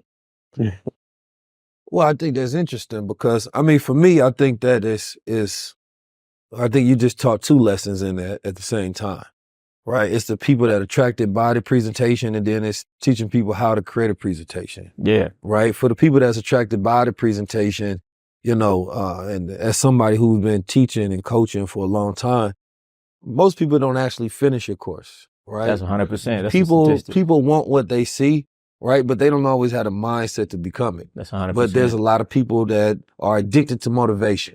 You feel me? They want to be around it, but they don't have it in them. So I find it more important that, and this is why I talk about aspiration versus ambition, you know, because aspiration is about what you become. Ambition is about what you get, right? There's certain men that's never going to reach a certain level. And that's just a reality. We can sell them that all day long, but they're not going to reach that level. Right. And it's mostly because they don't have the principles to reach that level. Facts. You feel me? So, you know, I want to get into more so, you know, your beliefs, because they got two generations here, right? Really three. I like y'all all different ages. It's me, him, and him. So I want to start from the left side, actually, and then kind of go to the right on what do you believe are the principles of manhood? Because the way I look at it is that a lot of men are moved by their emotions. You feel me? And when you don't feel like doing something, you won't do it. So I always say, don't let your mood dictate your moves, right? Because the way that you get past that, it got to be your principles. So your principles say, well, I got to do it regardless of how I feel, right? I got to put food on the table regardless of what's going on with me. That's your principle that's going to guide you, right? So now you're not operating based on your emotions, your insecurities, your fears, your doubts, and your worries. So I want to know what are some of the principles that each one of you all live by, you feel me, as far as that you believe should represent it in young men today?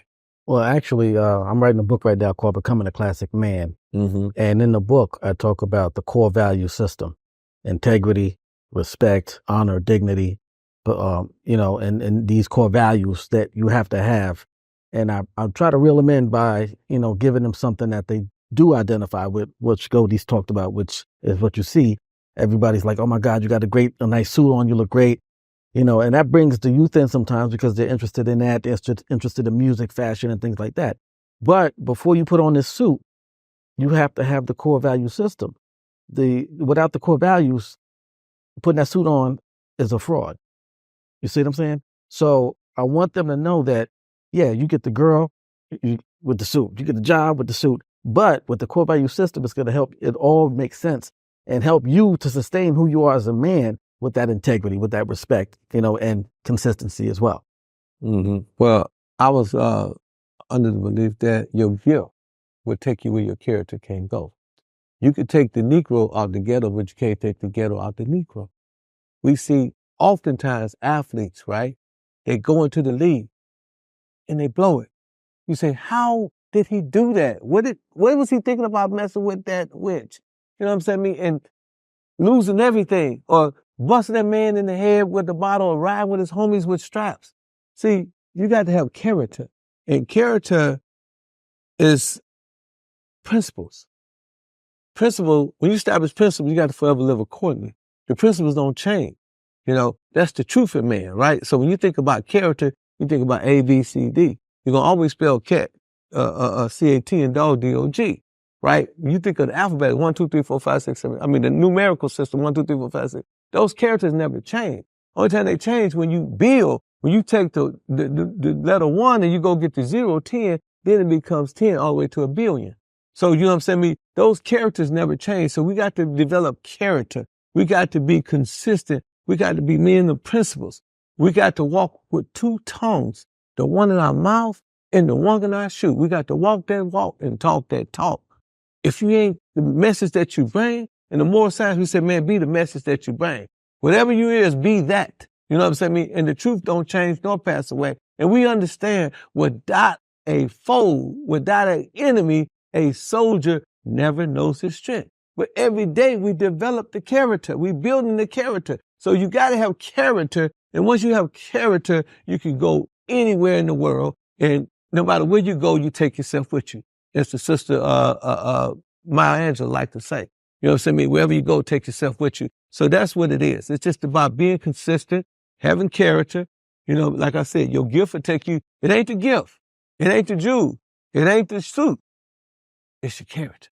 Because your gift will take you where your character can't go. And that's why a lot of people goes back to what you were saying. I'm glad it came back to my memory. I call them self-saboteurs. You know what I'm saying? So what they do, they say they want to get to 100, right? Brother 19 Keys, they get to 99, and what they do, they self-destruct because their comfort zone is 95, 92, 93, and 94. In order to get to that 100, you got to be thinking about 1,000. I always go on the deal. When I did Boosie deal, Ice-T deal, I always go on the deal. If I want 5,000, I always say I want 100,000. If they give me 50, I'm 45,000 above my ask.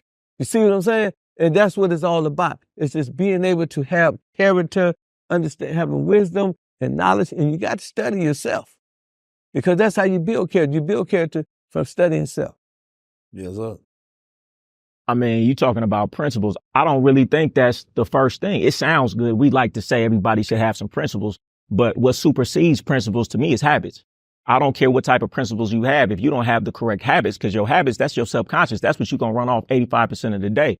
It's about, if I'm teaching my son something, of course, we're going to talk about the value, the principles. But what I need him to get right is his habits, right? Because those habits is going to be able to take you wherever you want to go. If you have the right habits, whatever your principles are, you can follow that path. You can follow that blueprint. But most individuals, they don't have the right habits. They don't have the consistency. They don't have the discipline. They don't have the stick-to-itiveness to be able to stick to a plan and stay with it. So without that, it don't matter really what your principles are. I say get your habits in line first, and then we can talk about the principles next. I disagree with that. You know, I believe that we are all creatures of habit. But you could be a dope fiend. That's a habit too. You can be an alcoholic. That's a habit too. I'm talking about good habits. It don't make a difference. You can pick up bad habits, good habits, but principles is built on what you believe.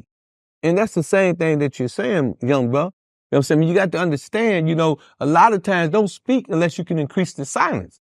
If you're decreasing the silence, if you're not speaking from a perspective of intelligence and not looking at the parameters and all aspects of it, you're going to make yourself like a fool. What's running that dope fiend? Is it his principles or his habits? Crack. He has principles. I guarantee you he has good principles, but he doesn't have good habits. And sir. I get what you're saying. So all I'm telling you is I know for a fact what I'm saying is the truth. I'm not just speaking haphazardly. I'm not just saying anything. If I say it's principles, that's my perspective. I know for a fact that it's principles because principles are the things that don't change. You know what I'm saying? If you got principles, you're not going to smoke dope. If you got principles, you're not going to do certain things. That's what principles is all about, young brother. You know what I'm saying? And I hate to be, you know, the devil advocate, but I have to correct you if I feel that you're misquoting or you taking it down the wrong road. Nah, principles are important. I was just saying habits are also very important. But I'm saying everything comes from principle, even habits. You understand what I'm saying? I hear what you're saying. I'm just interested. I love you, but I got to correct you. No, I love you. Listen, you know, I always listen. So principle comes from the Latin word principium, meaning foundation. Yeah. So it meaning the start, the beginning, right? You can't go anywhere unless you got a good foundation. So if you don't have honor, integrity, respect, things of that nature, then you're not even going to have the integrity to develop good habits in the first place. But let me ask you this, though. It's a lot of people that you probably know who have had integrity, who had these values and still got on crack and did bad things because they had the wrong habits, though, right? Yeah, the wrong principles.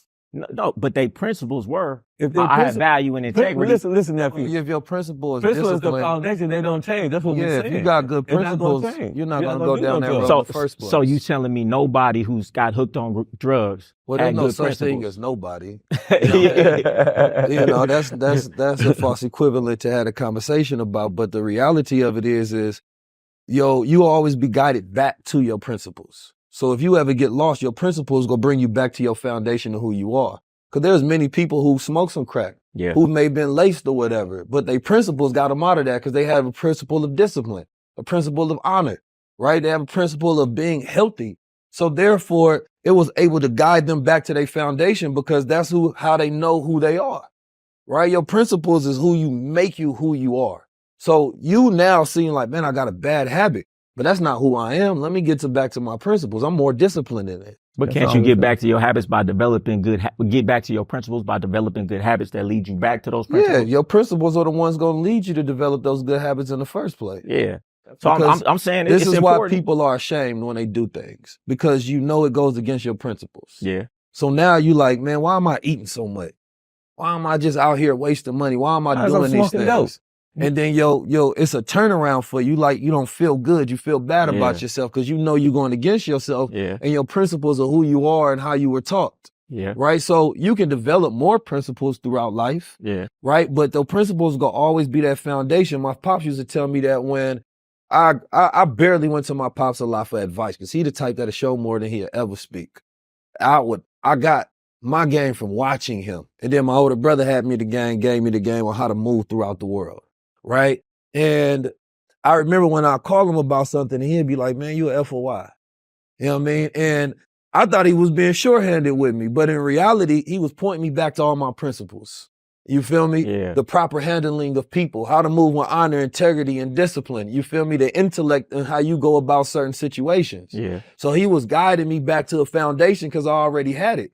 But I wasn't going back to my principles of who I was. I'm focused on, whatever game that I'm playing at the time. Yeah. So when you start somebody off with good principles, you can always remind them of that. So we get lost sometime in what we need, a reminder of who we are. Yeah. You have like, man, wait a minute, man. I know what I'm capable of. I know who I am. So what you're talking about, habits are very important. Yeah. You know what I mean? That can be part of your principles is develop consistent good habits throughout time. Right. Having a foundation of grit, having knowledge of self, which gives you the awareness to develop clear thinking so that you can grow over time. Yeah. All of those are necessary, but we never want to get away from principles because the principles is who we actually are. That's all I'm saying. Yeah. No, I hear what you're saying. I think maybe, I'm saying habits is just something because that's what I do in my coaching. When I see somebody who's in the wrong position in life, it's not about him talking about what his principles are.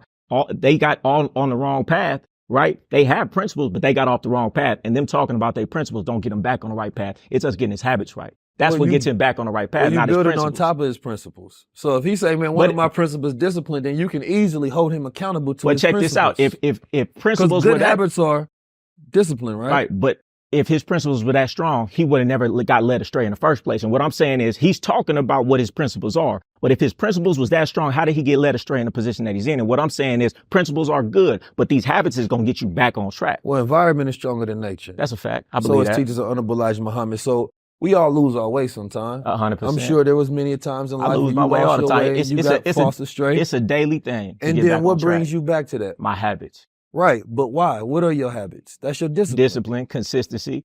Yeah, but all of those are your principles. You see, you get back to the root of who you are. You're not listen, okay, semantics. I hear what you're saying. No. Let me tell you what I'm saying. I hear what you're saying. I hear what you're saying. You got something smart. I hear what you're saying. I'm not disagreeing with it. I'm not saying, listen, that's fine. They can disagree. What I'm saying is this, right? And I'm not specifically talking to you. I'm talking to the people out here who would love to just want to talk about principles. That's really what I'm saying. I don't think anybody just wants to. I do coaching. A lot of people want to talk about who they are, but what I'm saying is it don't matter who you are. If you don't have the habits aligned with who you want to be, it don't matter who you say you are. You can say you're this, you can say you had this type of integrity, then you find yourself out of order in what you say your principles are. But when you had the correct habits, you can always lead yourself back to who you want to be. So what I'm saying is principles are important, but let's talk about the habits, because that's what's going to get people back to where they want to be. And then the principles are the foundation. The habits is what we, like Napoleon Hill said, we are all creatures of habit.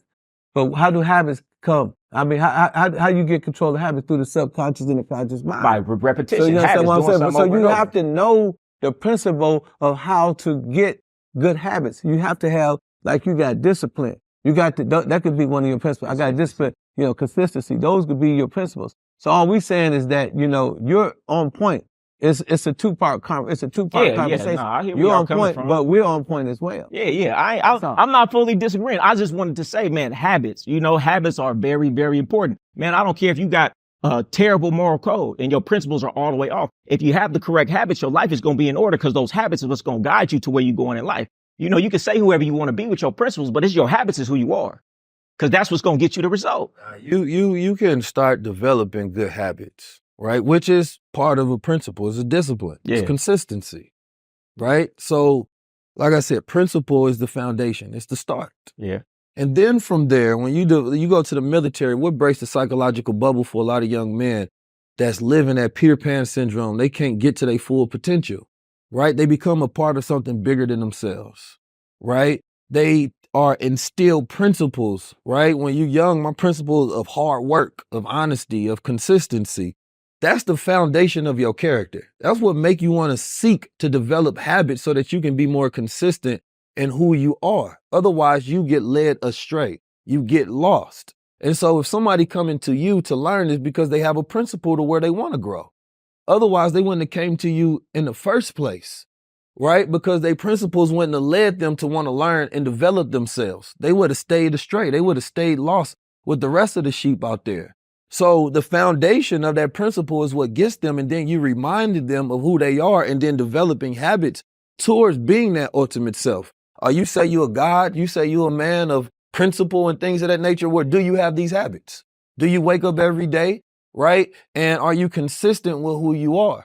So now you're able to hold somebody accountable. Brother 19, I think sometimes the problem is ego, right? And your ego could be your worst amigo. If you ain't humble, you'll crumble, right? Be not puffed up in thy own conceit, because it'll blind you from wisdom. Yes, sir. You know what I mean? A lot of times, man, a fool see all things but his own ignorance, and a fool, when he don't see himself, others see him most plainly. You know what I'm saying? So the objective of the game is to learn the wisdom from the elders and not be puffed up in our own conceit, and don't let our ego be our worst amigo. Because if you ain't humble, you will crumble. 100%. That's a good principle. Humility. Hey, listen, I'm just having a friendly debate with you saying what I'm saying. We're not debating. We're not debating. I was just, what I was saying was this, because like I said, from my perspective, the people who come to me for coaching thinks they something. They think they have these principles. And what I'm saying is, man, you don't have these principles if you're not acting in accordance with it. These habits are what's going to get you back to where you need to be. You say you're something. But nephew, Stevie Wonder can't leave Ray Charles nowhere. But look, this is what I'm saying. It sounds like you're trying to get people to live according to their principles and hold them accountable to it. Okay, so maybe I'm going about it in a roundabout way, but a lot of people think that talking about their principles is enough. And what I say is these habits is going to determine what your principles actually are. 100%. I believe consistency is key. 100%.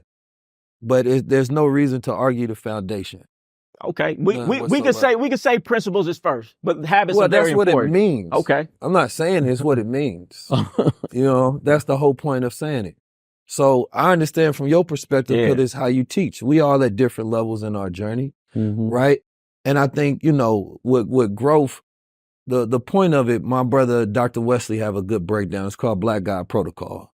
Black God Protocol is that each one of us have something that the next person don't have, right? You have a gift that I don't have. Ken has a gift that I don't have. The brother has a gift that I don't have. I have gifts that you don't have. Things that you can do better than me, things that I can do better than you. And so therefore we bow down to each other's greatness. That's how the black gods are able to work together, right? And so once we operate in that, then we can grow from each other. Absolutely. There's a there's core needs that each one of us have that needs to be fulfilled and met, right? Everything from growth, contribution, community, love. And so when one of those needs aren't met, we need one more than the other. The correct order of that is growth, contribution, community, right? Why? Because if you're growing, then you're developing your skills. You constantly learning so that you can get better and better and better at life. And then you use what you know to add to community, right? So that you can contribute, so that you gain your significance. Most people have significance at the top. So therefore, if you got significance at the top, then you can't collaborate because you need to be better than everybody else, right? Instead, you have to focus on growth so that we all just sitting amongst each other. And that's what my premise, that was my premise. When you first said, I said, I'm passing the baton to young people. I'm not passing it to the competitor. You know what I'm saying? I don't want competition. I want collaboration over competition. Yes, sir. If we can't collaborate, then we can't demonstrate. No, that's you know what I'm saying? I mean, I'm not going to bring anybody nowhere to debate with me because I'm king too. You know what I'm saying? I mean, I love myself too. And anytime somebody attack me, I'm going to attack back. I don't care if it's Minister Farrakhan, if it's TD Jakes, if it's 19 Keys. I'm going to speak on what I believe on. But at the same time, Minister Farrakhan, 19 Keys, Goldie, I put y'all here first. You know, I put everybody on the pedestal, and I just want the same respect. That's all. And I'll speak to that too, because principles are very important. That's not what I was trying to get away from. Because, you know, if you don't have the right principles, then you'll go for anything. So, you know, I got to agree. Principles are important. That's not what I was arguing, though. But yeah. Yeah, I understand. You have a certain teaching style, man. They say wisdom for the old man and war for the young one. You feel? You're supposed to have that aggressiveness. I understand that for sure. How old are you? 33. 33. I understand you in your Jesus year. You know. You know it. You know it. Messiah. I say it every time. I'm in my Moses year. I'm a kill a man with my bare hands. But that's the beauty of it, man. You know, we all sit from different standpoints and perspectives. And the reason I say I don't debate is because winning the debate don't actually mean you right. Right? That's 100%. So I've learned that at an early age, I used to see the conscious community debate a lot, right? Then there was somebody else got another perspective. I couldn't tell who was right, right? But we can both be locked up in a dark room for 24 hours and we can debate about what time it is on the outside, whether the sun is out or whether it's nighttime, but neither one of us really know. Right? But we sitting there and I can convince you that I was right. Doesn't mean I'm actually right. Right? So debating is more of an egoish thing than it is about the truth. And I'm a truth seeker. So at the end of the day, when I converse with people, we start with the foundation of what that truth is. So if we would have started this conversation off of, this is what principle means, right? So now we're operating from the same spectrum of thought to understand this baseline of words and how we're using it in this conversation. Then we cipher, and in a cipher, we're building with each other. So if you notice, if you go look at any high-level conversations, I never debate and go back and forth with anybody. Even they have a completely difference of opinion, 1,000%. Because the point is not my being right, because I could be right and still be wrong. Right? Socrates was good at that. He had that ability of inquiry. He could make a man that was completely knowledgeable in the subject feel like a fool. Because he knew the art of deception. He knew how to manipulate minds. He was actually killed for it. He refused to apologize, right? All up to the end of his life. But the goal of these high levels is to show that discipline. It's to show that intellect. It's to show that building or that back and forth. As black men, you know, and we talking about pimping and we talking about dark psychology and we talking about some of the real ills of the world. And one of the issues that we have is our inability to use our power collectively together. Yeah. Growing up, I got 7 brothers. I got 2, one in prison right now, one in jail, and other brothers, they going through their life consequences. You know, so I see the full spectrum of the black male experience. I'm completely empathetic to it, and I'm compassionate about it. Because I see all aspects, all of them. I don't claim to be the wisest in the world. I'm just an observer. I just sit back and I listen and I reflect and I learn. But my circumstances and situations in life have given me a unique perspective to see all sides. A lot of times too, you know, brother, it's not just debatable or whatever you want to say a lot of times insecurity too, you know. They say the man that go in the gym and work out, the man that buy the fancy cars, they got insecurity. They're trying to feel a void in their life, right? But when you look at me, you know, what I try to do, I got Mike Fresh over there, you know, he got 20 billion streams. I take these young brothers, you invited me to this platform, right? Yes, sir. I bring these brothers on the platform with me because I do not have an ego. Yes, sir. Because I understand your ego is your worst enemy. I do not bring them on this platform to debate with them or I bring us as a family. And that's what I'm trying to teach all young brothers. That's why I got Goldie here. That's why I got James here. Of course, Goldie's flashy. He looking good. James got a bad suit on. And, you know, I just got my little plain suit on. You know, I'm cool, though, because I want them to win. And they got to want me to win as much as I want them to win because they wouldn't be here without me. Yes, sir. You understand what I'm saying? Maybe you might have got to reach out to one of them eventually, but I'm just saying, as of today, we got to come as a unified body. That's the only way we're going to bring the black community together. That's the only way we're going to bring our brothers and sisters together. We got to stop challenging each other. We got to stop allowing our insecurities to flare up because you don't even know. Like I said, a fool knows of all things, but ignorance, when you don't see yourself, others see you most plainly. You think you're being smart, but you're actually being a goddamn fool. And that's one thing we got to do. We got to quit making fools of ourselves, and we got to start being more intelligent. Because if you go up against a man that's really strong, that's really got himself together, he's going to crush you every time. He's going to crush you. Minister Farrakhan do it all the time. I watch him. Yes, sir. You know what I'm saying? And that's what's going to happen to you. But if you honor the man of wisdom, you honor the man of knowledge, the man of understanding, he's going to give you the world. And that's what young brothers got to do. That's what y'all got to do. Y'all got to quit letting y'all ego be y'all worst amigo. The old man got wisdom for you. Wisdom means to wise the dumb. He's just trying to make you smarter. Freedom means to free the dumb. We're just trying to free you, brother. We're trying to wise you up. That's all we're trying to do. Don't come at the brother, you know, for competition. It ain't competition, it's collaboration. When we get on Instagram, we collaborate all the time. We collaborate. That's how we got to collaborate in real life. We got to collaborate with one another. We got to push the culture forward. We got to be the examples for the young people. If we say we the message that we bring, then that message got to emit out of your person. You know what I'm saying? I mean, if you say you're a great unifier and you're a great collaborator, that's what's got to be who you are. Because like I said, you know, reasoning is the most important of all things. If you look at an ox can be in the wilderness and a hunter could have his pistol to his head. And that ox ain't got enough sense to reason that he's about to be some oxtails because he don't have the faculty to think. The lion, you can put a snake in a cage and that lion will go in that cage every time because he don't have reasoning faculty. But we as human beings, one thing God gave us is all the ability to think. So before you say something out your mouth, make sure you think before you say it. Because if you don't want a challenge, if you don't want people to come at you a certain way, then, as we say in the Moral Science Temple, don't put it in the ethers. So I want to get something that you talk about in your book and the point of it. I think it was Robert Greene. He had a speech about tactical hell. Mm-hmm. The tactical hell is what most people are in day to day. And this is why they can't grow, because you're just trying things versus having a strategy. Mm-hmm. When you got a strategy, you take a step back. You look at the field. You look at all the players. You understand it from a standpoint and you develop a way about things. These are my next steps to get to this point, right, of reward or concession or whatever you're trying to get. And it comes from the book of Five Rings, well, Miyamoto Musashi, who is the greatest samurai warrior of all time, right? He never lost a battle. But when I read that book, it really taught me strategic thinking, right?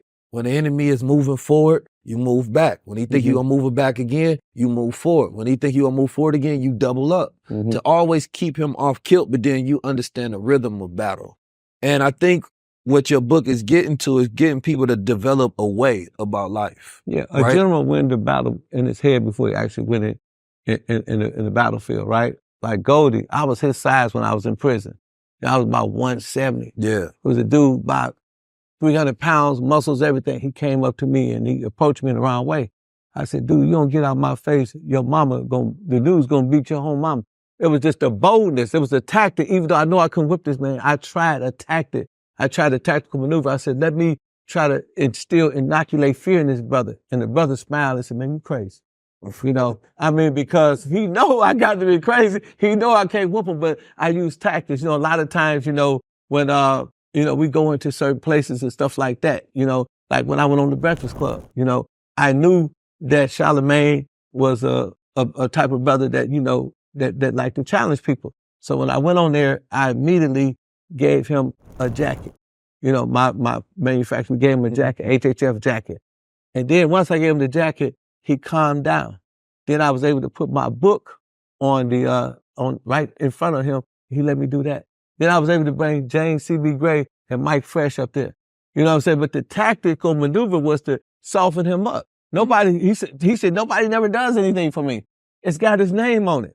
You know what I'm saying? I mean, I had to know, and one thing about dealing with tactics, you got to know your opponent as well. When you know your opponent, you know how to come at them. Just like when I was taking public speaking, you got to know your audience. So that was one of the tactics that I used, you know, and that interview went very, good with no debates whatsoever. Charlamagne barely said anything derogatory, right? You know, that was a tactic that I used. You know, another tactic is like, what's the greatest chess player again? It's not coming. It's in my book. I don't know why I can't think of his name. The one that considered the greatest chess player, the white dude. Well, anyway, this guy, he's one of the greatest chess players of all times. And Robert Greene talked about him in his book. And he said that when he was going to play this guy who's another chess player, he said this guy used manipulations, you know, and he used, he do all kind of goofy stuff to beat his opponent. So what Robert, what this guy did was he went in there, and when he went in there, you know, he blew the first game. And the guy was confused. The next game, he was too late. That was a tactic. And then the third game, he won. And then after that, he ended up beating this guy. But this guy beat everybody he played, but he had tactics. But this guy, Fisher, Fisher outmaneuvered him and used better tactics. And he was able to confuse this guy because he was used to people just playing there and concentrating. Instead of playing and concentrating, he missed one game. He was late for another game. And then he started talking to him crazy. And the man started saying, man, he putting spells on me. You know, he was so confused. Another tactic, you know, and we want to talk about, the 48 Laws of Power. The one dude, you know, he was, I forget his name, but he was they was coming to attack him, and he was sitting on a temple court, and he was sitting on the court. But he was known for his tactics and his strategy. So when they came to him and they had him surrounded, the general said, hold on, wait a minute. It's a trap. You know what I'm saying? He was by himself. And he lived to be another day because he had so many tactics from, you know, his war days that, you know, those tactics helped him maneuver into thing. And then, you know, I don't want to get into it, you know, because I don't want people to know my tactics, but I got a lot of tactics too. I don't want to talk about my tactics, but hey, I talk about theirs. Yeah, no, that was getting me to that point in the book where he was known to be a warrior that showed up early. So his opponents thought that they was going to trick him, right? So it was his other samurai. He brought a few other people with him, but he understood that was his reputation. So instead, he showed up even earlier than what he usually does. He showed up a few hours early. So he in the bushes listening to them, and they like, when he come, we just gonna ambush him and kill him. So he understood that instead, he waited there and he waited as they was looking for him to come over the horizon. But his goal then was to ambush him. So he knew he had to take one out first to get them to be staggered, separated, and he rushed them real quick. He killed one and then he killed the other, and then that became a reputation. So he understood that each time he did something, it became a reputation that his enemies would study. And he said that he never fights yesterday's war, right? Meaning that I'm not going to use the same tactic that allowed me to win yesterday because today's battlefield may have a different terrain. I might be fighting a different enemy. They might be used to me having a long sword. I'm going to bring a short sword and bring something else that they don't know about. So therefore, he was able to always win. He had a reputation of always showing up on time. So one time he showed up like hella late, and then he made it seem like he was drunk. He stumbled in. But as soon as he got there, that's when he started swiftly attacking, and he was just constantly keeping his enemy off tilt. Yeah. So therefore, he always won because he would study not how it worked before, but how is it going to work exactly in this situation. Absolutely. Right? You play and board. That's having a fresh mind. That's developing a campaign. But so it go from tactics to strategy to campaign. And you see politicians, You talked about Obama. Obama had a campaign of hope, right? Part of his strategy was going to Ohio, and then he have tactics that he used. But the one who knows how to campaign, that's the one who can rule the world. You know what I'm saying? Tactics, that's good to get you through day to day. Strategies, that get you through cycles. Campaigns, that get you on top of the world. And I told him, I said, man, I'm gonna send this Breakfast Club interview to 19 Keys. He better respond. That was a tactic. He said, brother, I seen it. So, you know what I mean? It's always tactical, right? You know what I'm saying? Now I'm going to show everybody your interview. I'm hitting everybody I know. Like, they're going to be like, man, if 19 Keys best one, he'll safe buy. You know, and that's what I mean. That's just a simplistic way. And then when you weak, you always appear strong. When you're strong, you appear weak. You know, a lot of times, you know, people, you know, they go and they make a move, but they don't study the board. You know what I'm saying? 19 Keys. Whenever I don't want to use cuss, but I want to cuss so bad. But whenever somebody F with me, man, listen, man, I'm going to play out for your hand. If we play a chess, if you make a move, I'm trying to peep the move. Oh, this nigga trying to pull up on me. I'm going to just push my pawn, or I'm going to move my rook or my knight, and I'm going to put you in a situation where you on defense. And then, you know, from there on, I'm going to keep you on defense. I'm going to keep playing because, you know what I'm saying, this is a game you want to play. But if the board doesn't merit that, then I'm not going to play. I play the board. You know, if something happened, you know, and things don't go exactly where I don't want to go, then I got to set up the next move. Because your next move is your best move. Mm-hmm. That's all I'm saying. So that's what I mean by tactics. And, you know, even that book, The Art of Human Chess, it was a tactic. You know, it led me to get my money from that book, you know, because I had to do some things to get that book, because I had to get the rights to that book, the audio rights. And I had to use a tactic on these lawyers at Simon & Schuster. So they had told me, they said, hey man, you know, you only get 5% royalty. My initial royalty was 15%. They said when it go from paper, from hardback, the coverback, it reverts. I didn't know what the word revert mean at the time, you know, or I didn't pay attention to it. So that got me the 5%. So when I wanted to get my rights to my audio, I had to give them 50,000. So I wrote a check for 50,000. You know what I'm saying? And I put a contract together that I copy and paste off the internet. And I put a Jewish name up under just, you know, Glenberg, you know what I'm saying? I'm playing the game. And then I went and all the lawyers was there. And I had the check. I put the check. It had 50,000 on it. I did this, flipped it. You know, we all looked at the paper. They went to the paper. They signed it. After they signed it, I got up out of there. I took my copy, got up out of there. They called me back and said, hey, man, you didn't endorse the check. I said, did y'all read the contract? You see what I'm saying? They did the same thing to me. So I played chess with them. And then they liked, the people liked me so much, they made me, Jeremy, my partner, you know what I'm saying, who's the Jewish brother who runs that shit over there. He said, man, I want you to be my literary agent. You think like we think. You know what I'm saying? And that's how I became a literary agent, you know, because I didn't use a gun. I didn't come up there. I used tactics. I used a tactical maneuver. I strategized, you know, and I don't want people to think I'm manipulative or think that I run a game on them. It's just that I only play the board. I do to you what you do to me. If you come at me foul, I'm gonna come at you foul. I always got my pistol ready. I'm ready to pop your ass. You know what I'm saying? If you try to pop me, I'm gonna pop you back. You know what I'm saying? So don't pop at me and I won't pop at you. You know what I'm saying? And that's in corporate America. That's in the hip hop fraternity, which I'm gonna have James explain that. You know, a lot of people don't understand, man. They look at the hip hop fraternity, they see we got 10,000 members, 37 cities, but they don't realize, man, that I went through a lot of hell, brother 19. You know what I'm saying? They was trying to do all kind of stuff to me. People they use the word pimp every time. He's a pimp. He's trying to manipulate you. Ain't got nothing to do with what we doing. You know, calling companies and telling them, don't mess with him. Did you know his name was Pimpin Ken? I went through all that. But you know what I'm saying? I persevere because I understand chess. That's why I wrote the book, Art of Human Chess. If you come up against me, you better be a great chess player. You're going to lose. I'm going to checkmate your ass. Trust me. I'm going to get your ass. You know what I'm saying? That's how sharp I am. You know what I'm saying? My mind moved a billion seconds of always thinking. You know what I'm saying? So that's what I try to do, man. I try to, you know, just be tactical. I try to maneuver. I try to plan. I plot and I do deception, not just deceiving myself, but to keep from being deceived. You know what I'm saying? If somebody try to deceive me, I got the game already. I know when you coming at me the wrong way. I'm ready for you. So that's why I got deception. I don't have deception to put it on Goldie or to put it on James, but if you come at me, I'm ready for you. I got a pistol and some ammunition ready for you. What level of, because they say, well, not just pimps or anything, but a lot of powerful men that's in the 1 percentile, right? Operate within the dark triad, right? So psychopathy, Machiavellianism, and narcissism. What spectrum do you think you fall under that category? I'm definitely Machiavellian.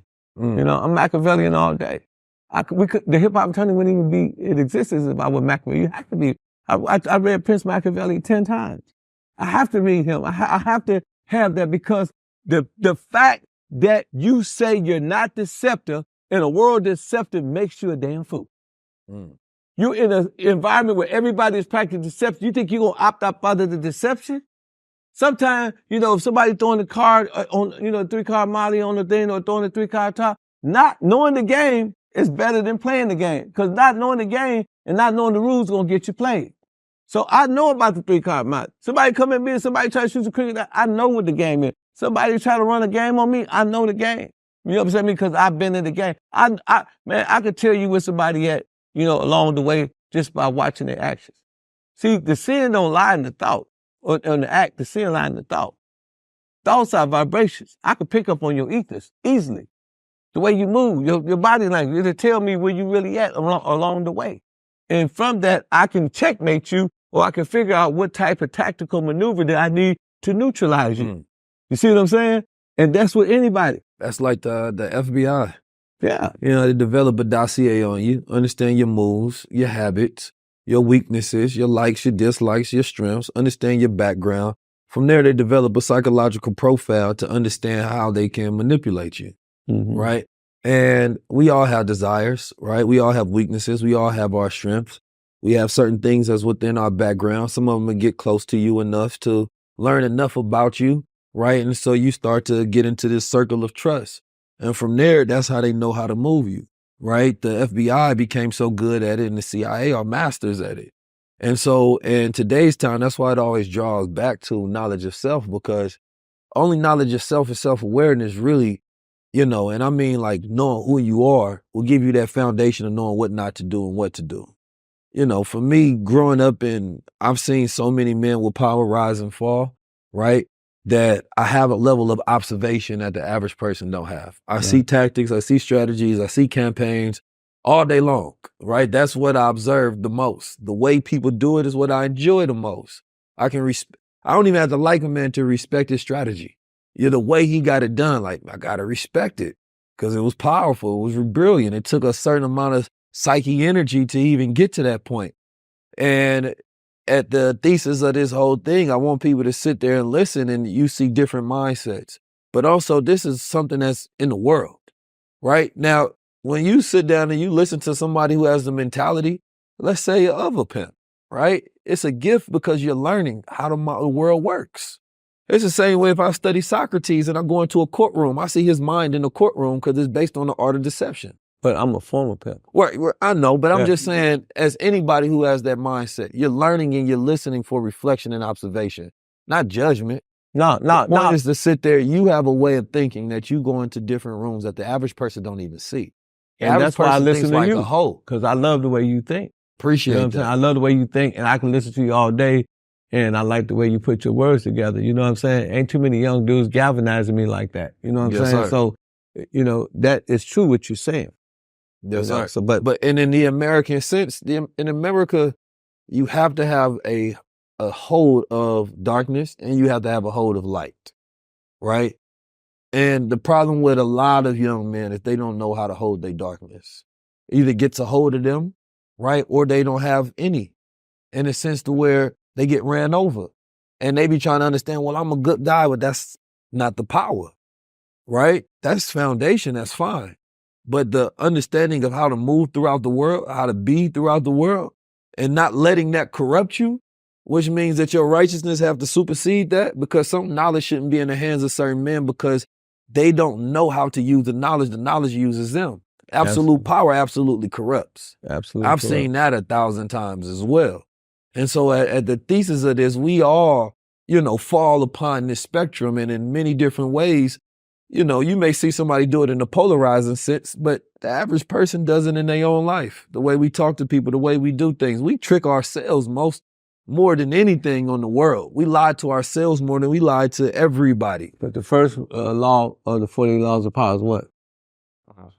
Don't outshine the master, right? So as long as you don't outshine people and you don't try to compete with people, you're going to always have a positive outcome, because men see themselves, you know, how they see themselves. To man, God today is God tomorrow. Some people call him Jehovah. Some people call him Allah. Some people call him Buddha. Some people call him deists. You know what I'm saying? I mean, people got different perspectives on religion and how they see themselves. But, you know, the best way to deal in life is through tolerance. That's what you asked me. I said, Machiavelli. What's yours?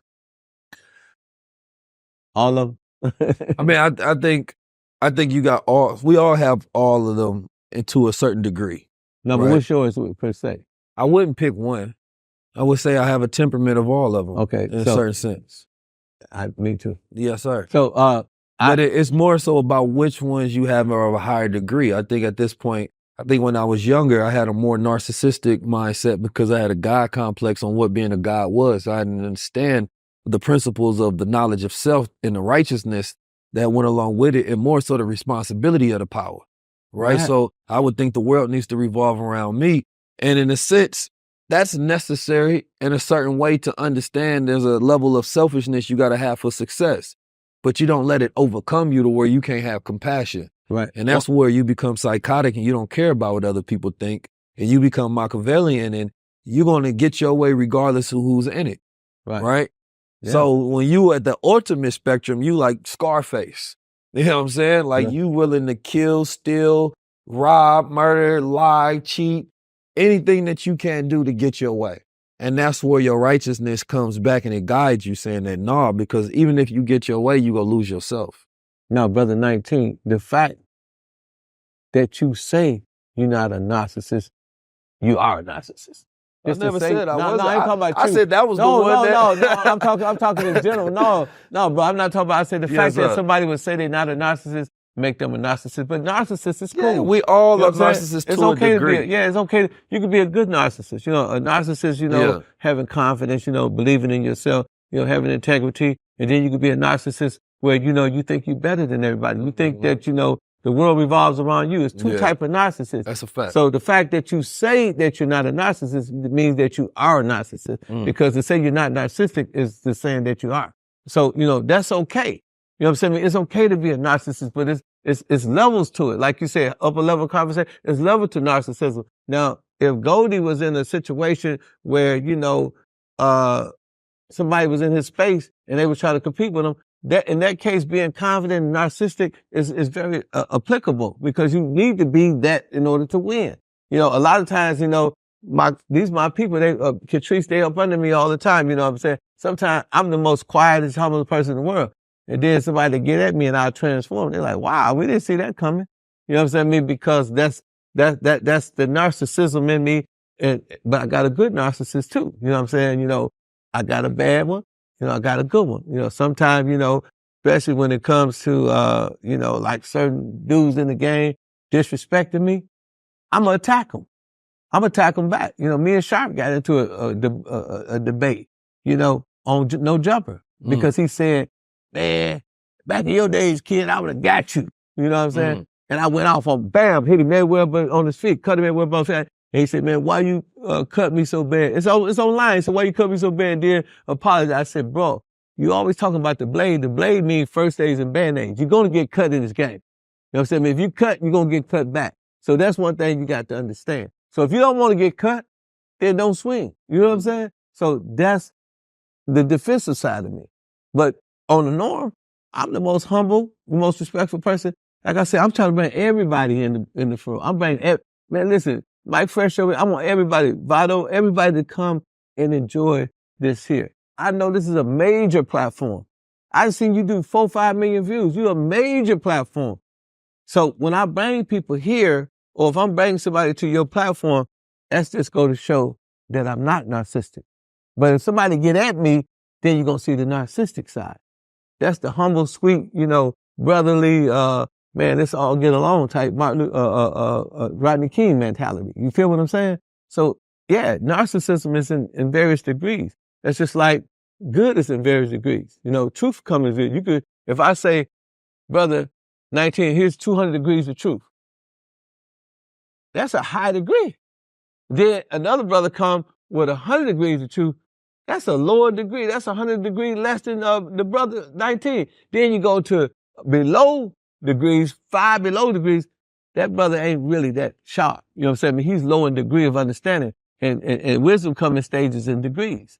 You always gonna be learning. I tell Goldie all the time, there's only one school you'll never graduate from. That's the school of life. The University of Life. You'll never graduate. You're gonna learn something every day, and you're gonna realize your mistakes. But hey, it's okay.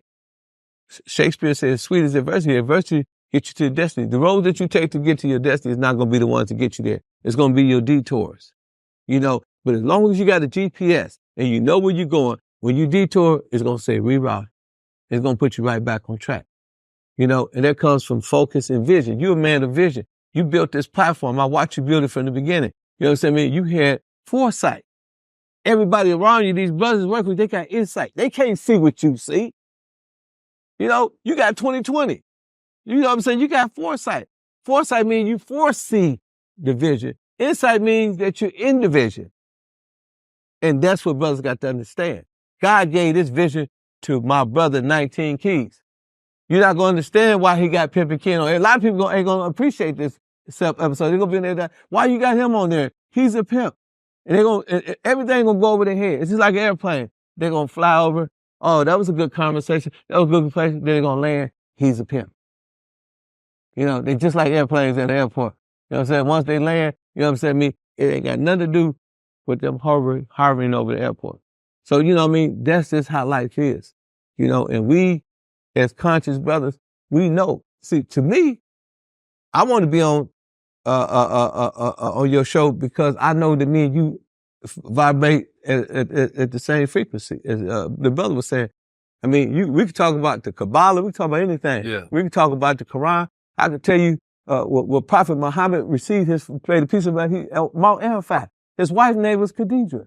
You know what I'm saying? He went to Mecca, he went to Medina. I could tell you, his muezzin, Balai. I could tell you anything. We could talk about anything. Islam, we could talk about the nature of Islam. I could go walk that road with you because I know me and you on the same plane. You can talk to me about moral science. You can talk to me about sovereignty. You can talk to me about anything. And that's why I picked up on your ethers when I be watching you. And that's why I was so honored when you said, bro, come on the show. But these people ain't gonna understand.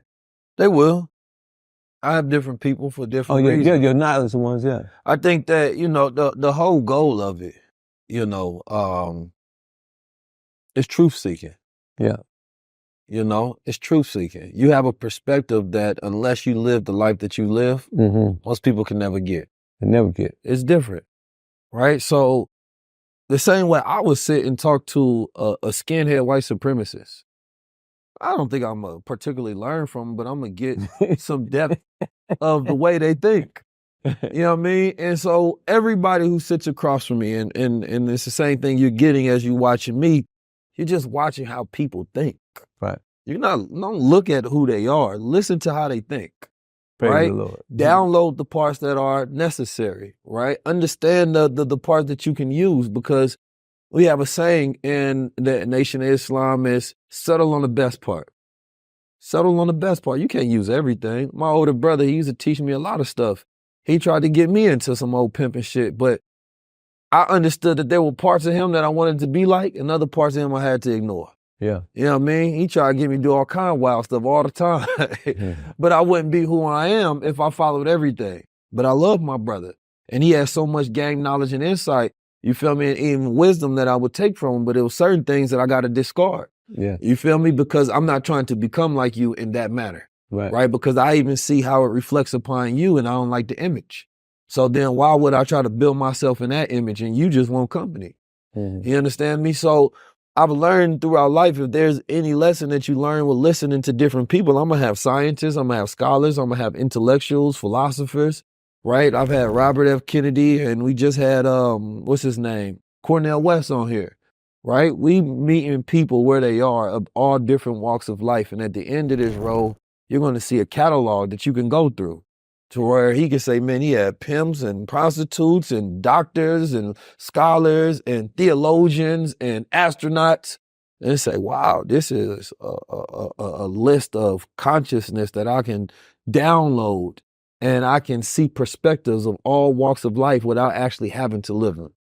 Yeah. And that's high level conversations. And where we at now, as we promoting and we're doing the hip hop fraternity. James, can you explain to them what the hip hop fraternity is? Yeah, first and foremost, my name is James C.B. Gray, formerly Reverend Al Sharpton's Vice President of his National Action Network Bronx chapter, Vice President of the Harlem Historical Society, Vice President of the Strong Enough Achievers Foundation, Board Chair of Street Corner Resources under Dr. Aisha Sekou, and up until a couple of months ago, I became the CEO of the Hip Hop Fraternity, thanks to Ken. A couple of years ago. A couple of months ago. Oh, the CEO, yeah, CEO. Yeah, Ken Ivey entrusted me with this position, and I'm very grateful to be in this position. So basically, the Hip Hop Fraternity is a think tank. Not very often do we see organizations of Black lineage that, even have the word think involved with them. We were gathering a lot of information, a lot of contacts in order to have a better database of information for hip hop fraternity members over the years. So the think tank concept was able to give us a better gauge of our resource and our market. So now we have a curriculum that we're teaching where we're teaching hip hop artists about publishing, royalties, distribution, contracts, entertainment law, and the mechanics of the music business. Like I said earlier, Sunday will be our 51st anniversary of hip hop. And, we're also celebrating the fact that we've been ripped off in a lot of ways throughout this whole legacy. So, I think right now is the perfect time to right those wrongs and to give back in a proper perspective. And I'm glad that, Ken created this infrastructure for us to be able to have not only the curriculum, but an umbrella, which underneath it, we have many different platforms. For instance, we're very heavily involved in the anti-gun violence aspect of things. And we're partnering with organizations such as Street Corner Resources, founded by Dr. Aisha Sekou up in Harlem. And that's one of the premier anti-gun violence organizations in Harlem right now. And by partnering with them, we've, collaborated with the anti-gun violence component of things, which has now taken us up to the White House under the Kamala Harris administration. She has an initiative to end gun and gang violence through hip hop. And when they saw what we were doing, in collaboration with Sister Asha Castleberry Hernandez and the Celebrities Against Gun Violence organization, that took us to the White House. And even, one of the biggest prospects of that is our youngest hip hop fraternity member, a brother by the name of King Moore. Take a look out for him too. He actually, Ken sent him to the White House to sit on a panel, an anti-gun violence forum panel, and to hear this young man speak about what he knew in his experience involving, gun violence, but also the fact that he was speaking to the youth about, the dangers of gun violence. I think that reflected really good on the hip hop fraternity as, our younger base. When I was with Reverend Al Sharpton, he really rallied heavily for the youth in the National Action Network Youth Huddle. And I saw how passionate he was about that. And I see that Ken has the same passion, to uplift the youth, to be able to create a strong foundation.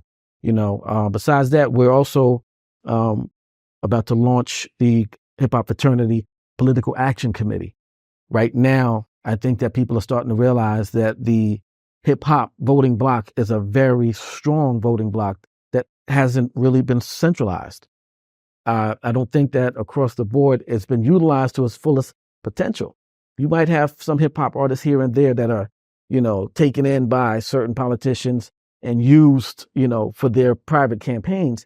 But I think that if we were able to collectively galvanize the hip hop vote, I think it would be a much stronger voting bloc and would give us a lot more power to come to the table and leverage, things on our behalf. For instance, we have a legislation proposal right now on the table in Congress for a hip hop pension plan. You know, when I first started using the word hip hop and pension together, people thought I was crazy. Like, hip hop artists don't live long enough to get a pension.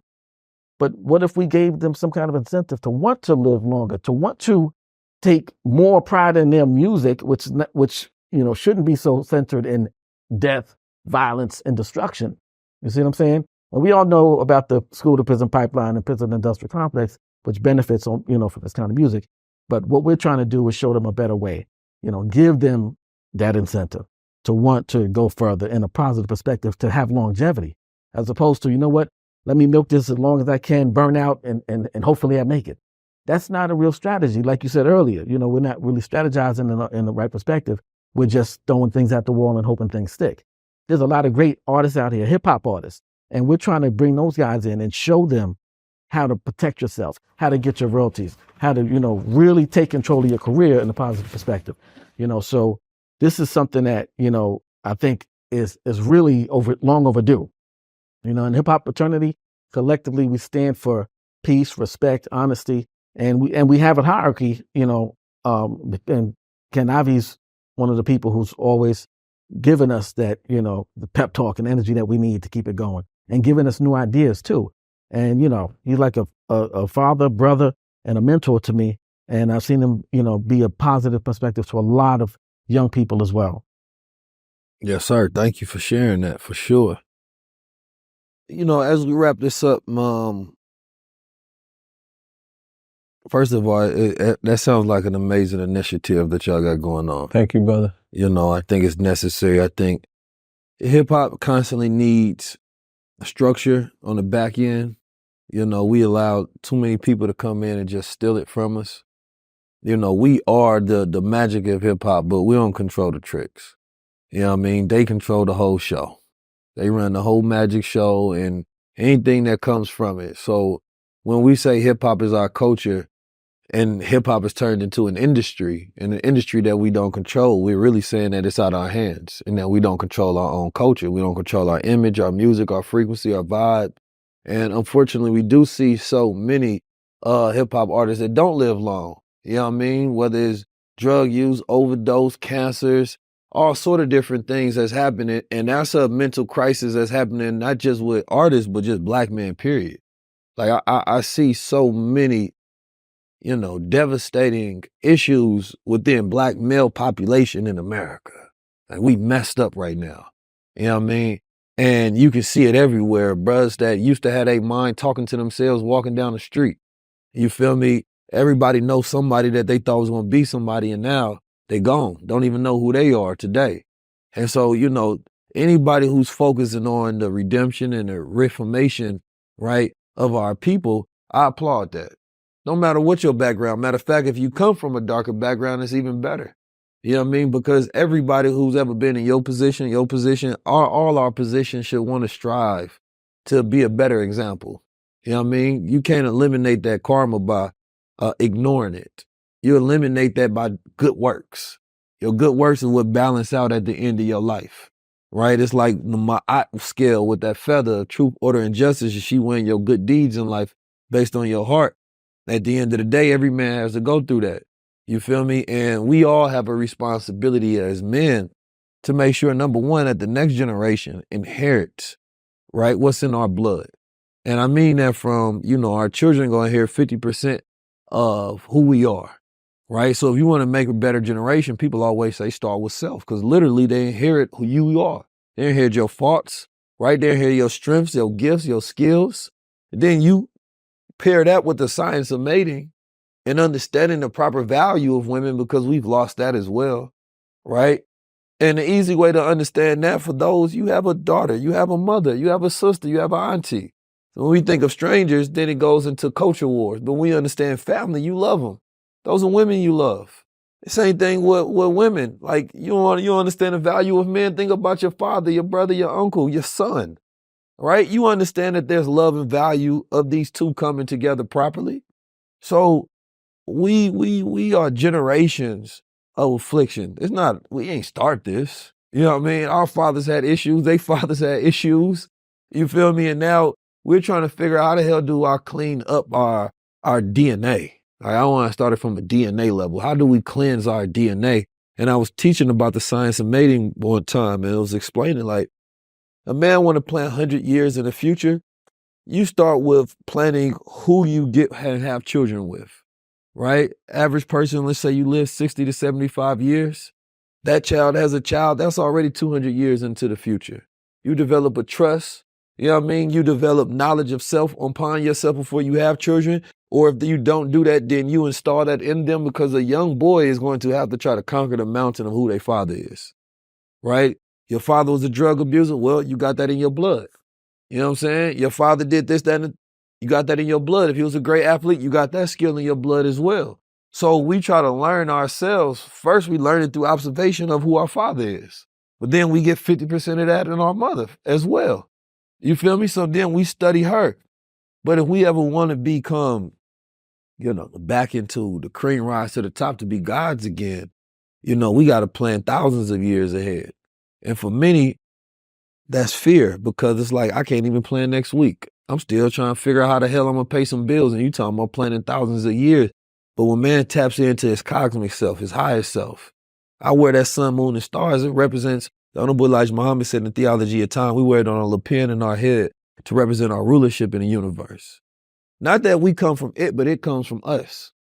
That's a different level of self-image that you have. And that's why I say I'm a God, because no other title is above that. So therefore, I can do all things, right? People ask me what I do. That's the wrong question. Ask me how I impact, right? Now you understand what I do by the impact that I have. So I see all of you all have impact in a different way. And I think if anything, it represents Black men coming together, learning themselves. Right. Because ain't none of us perfect. We all working. I'm far from perfect. Yeah, I never said I was. Perfect. I'm striving to get better all the time. But, I come from crazy environments. And I got a lot of in my DNA to get rid of. But hopefully my son is better than I can ever be. Brother 19 Keys, I just want to go back to Hip Hop Fraternity. So I was watching Earn Your Leisure one time and had Van Jones on it, right? He talked about the 4 sectors of power, right?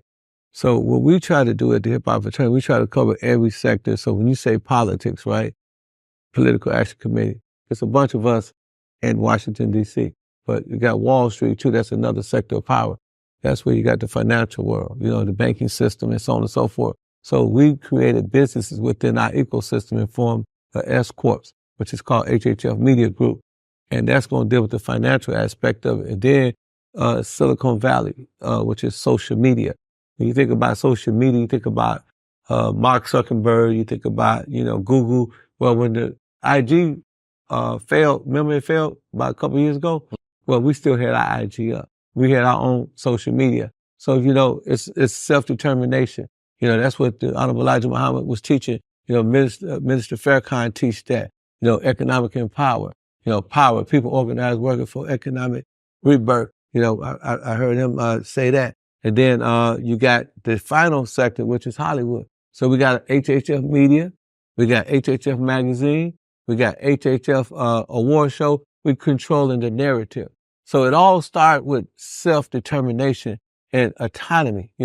It's one thing to say that I'm independent, but we really are independent, the Hip Hop Fraternity. And the reason why we choose hip hop, like I said, when you look at, hip hop, you got to think of it in terms of the new Black Wall Street. Tulsa, Oklahoma, the GDP was 2.5 billion. Jay-Z is worth 2.5 billion. One man is worth the total GDP of Tulsa, Oklahoma at the same time. They say allegedly that Kanye West was worth 9 billion. He's worth 3 times. So we know the real ticket, the real plan is to become financial literacy, have financial literacy, and to teach our children financial literacy. And we got a sister right there, Sister Cantrice. She did a $33 billion acquisition, for a company. She's from corporate America. We were able to get with this sister and align with this sister, made a major acquisition by acquiring this sister. These are things that we got to do. We got to go to people like him that understand the political world. People like Goldie that know how to reach out and work social media, work with young people like Mike Fresh, who got 20 billion streams.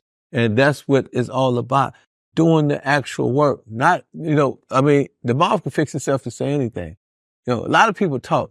One thing I always had with the problem with the conscious community, but they were some hell of a talkers, but they never did shit. Yeah. You know what I'm saying? So I don't like that. So I'm conscious. I can talk all that stuff. I can talk about Imhotep, Isis, and Osiris. I can talk all that stuff too. You know, I can talk about the foundational black people like my man Tariq Nasheed, who's my partner. I can talk about all that. I can talk, I know all the dates, the quotes, and all that stuff. But until we actually put shit into action, it's just mere words. It's like a wagon that's dragging and making a lot of noise. You know, see what I'm saying? So we got to do the actual work. And that's what the Hip Hop Fraternity is doing. And we look at it as the new Black Wall Street because it created more black millionaires and more billionaires than black in any other sector in this world. And we also believe that, you know, it's our key to unity. You know, we got thousands of people that have unified up under this umbrella of the Hip Hop Fraternity. And we invite anyone who's out there to come at hhfmedia.com and join. Like I said, you know, don't let this outside thing fool you. You know what I'm saying? I mean, we really doing the work. We have educated people. We got people with PhDs. We got lawyers, doctors, everything doing the actual work. We got to do the work, young people. We got to come. You got to go join the movement. We got to come together. You got to follow this brother. You know what I'm saying? I mean, I follow him. You know, he's my mentor. I'm his mentee. I probably have mentored him on some issues or something like that. He may have learned something from me. I learned from Goldie. Each one gonna teach one. Well, with that being said, man, I appreciate y'all coming up here, being on high level conversations. And I look forward to, you know, the comments and what the people have learned, you know, and continue to do what you do. Because I know that there's certain people that's only gonna listen to you. Yeah. You know, I think that's the key. It's the same thing with you, Goldie. There's certain people that's only gonna be attracted to you. Hey, and that's why I do that. Like, I wear this because I'm the person that I want to have looked up to when I was younger. I looked up to the Flash and it led me down the wrong path. So I do the same thing. I'm the person I would have looked up to, but instead I'm teaching them good habits. I'm teaching them down the right path, telling them to stay off them vices. So that's why I look like this, to attract the person I once was. Mm-hmm. Right. Same thing with you, my good brother. So thank you all for tapping in. It's been another high level conversation. I think last but not least, because we touched on such heavy topics, you know, if we probably had them put some sort of like messages of hotlines and things of that nature for anybody that's still stuck in the game. You feel me? On both sides of it. You know, there's 42 million sex workers across the globe, right? And counting. There's real cases of sex trafficking and human trafficking that happens every single day. And unfortunately, the demoralization of society has taken over. So now we trafficking ourselves. Right? And most people don't even know that they pimping themselves or they hoeing themselves. Right? And if we ever are supposed to get to that level of greatness that we want to assume, then we have to operate higher than that. You feel me? And certain things can't be let into the future. That's just it. You know, I grew up where around Oakland, you know, it was a little more gangster on how we dealt with things. You feel me? If certain things weren't allowed in the community, then certain heads will roll. You feel me? There were certain men who went out there and hunted for that very reason. That's just how it was. And the one thing I can respect about this culture wars that's going on, you got two people fighting for the values of what they believe the future should be built upon and the type of world that they want to live. And I'm 100% in agreement with that because a man has to have something that he lives and die for. So the question becomes to you all, right? What is it that you live in? Are you willing to live and die for? Women, at the end of the day, not going to respect us until we respect ourselves, until we respect each other, until we build ourselves back up into the giants that we know we are. But most men can't even protect themselves, so they definitely can't protect a woman. So those are the principles that have to get back into the alignment of who you are and what you going to do and what you going to build. Because I 100% agree with the Honorable Elijah Muhammad. He say most of the work is with the woman. So even when he wrote the message to the black man, he said 75% of it was for the woman. Because that is where the future goes through. And then when the future comes out, it's up to us to protect it. It's up to us to teach it. It's up to us to guide it so that it is proper, so that it continues to develop throughout life. You're learning what's in the world, what's of the world. And then once you go into dark places, that's not where you stay. If anything, you take all of your experience and you turn that into something for light, something for good. Peace, family.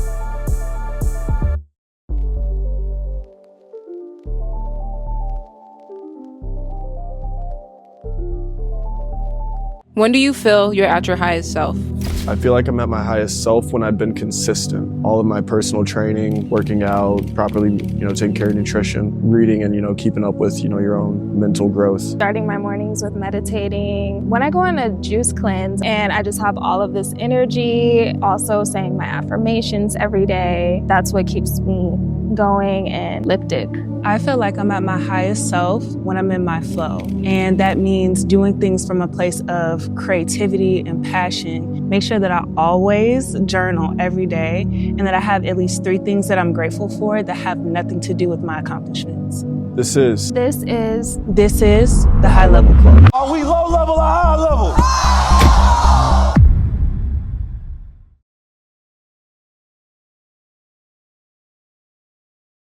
A lot of the things that we are afraid of, those are the means that we have to do that's necessary that get us that freedom.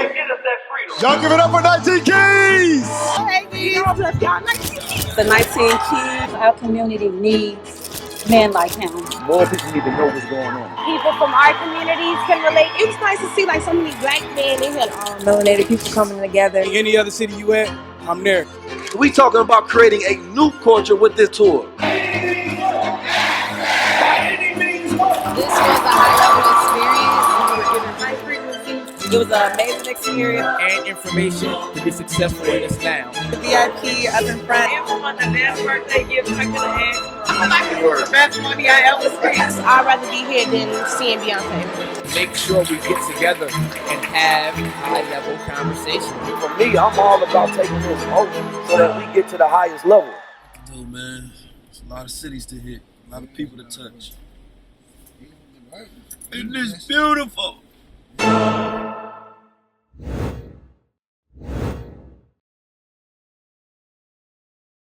It's my first time here. We out here.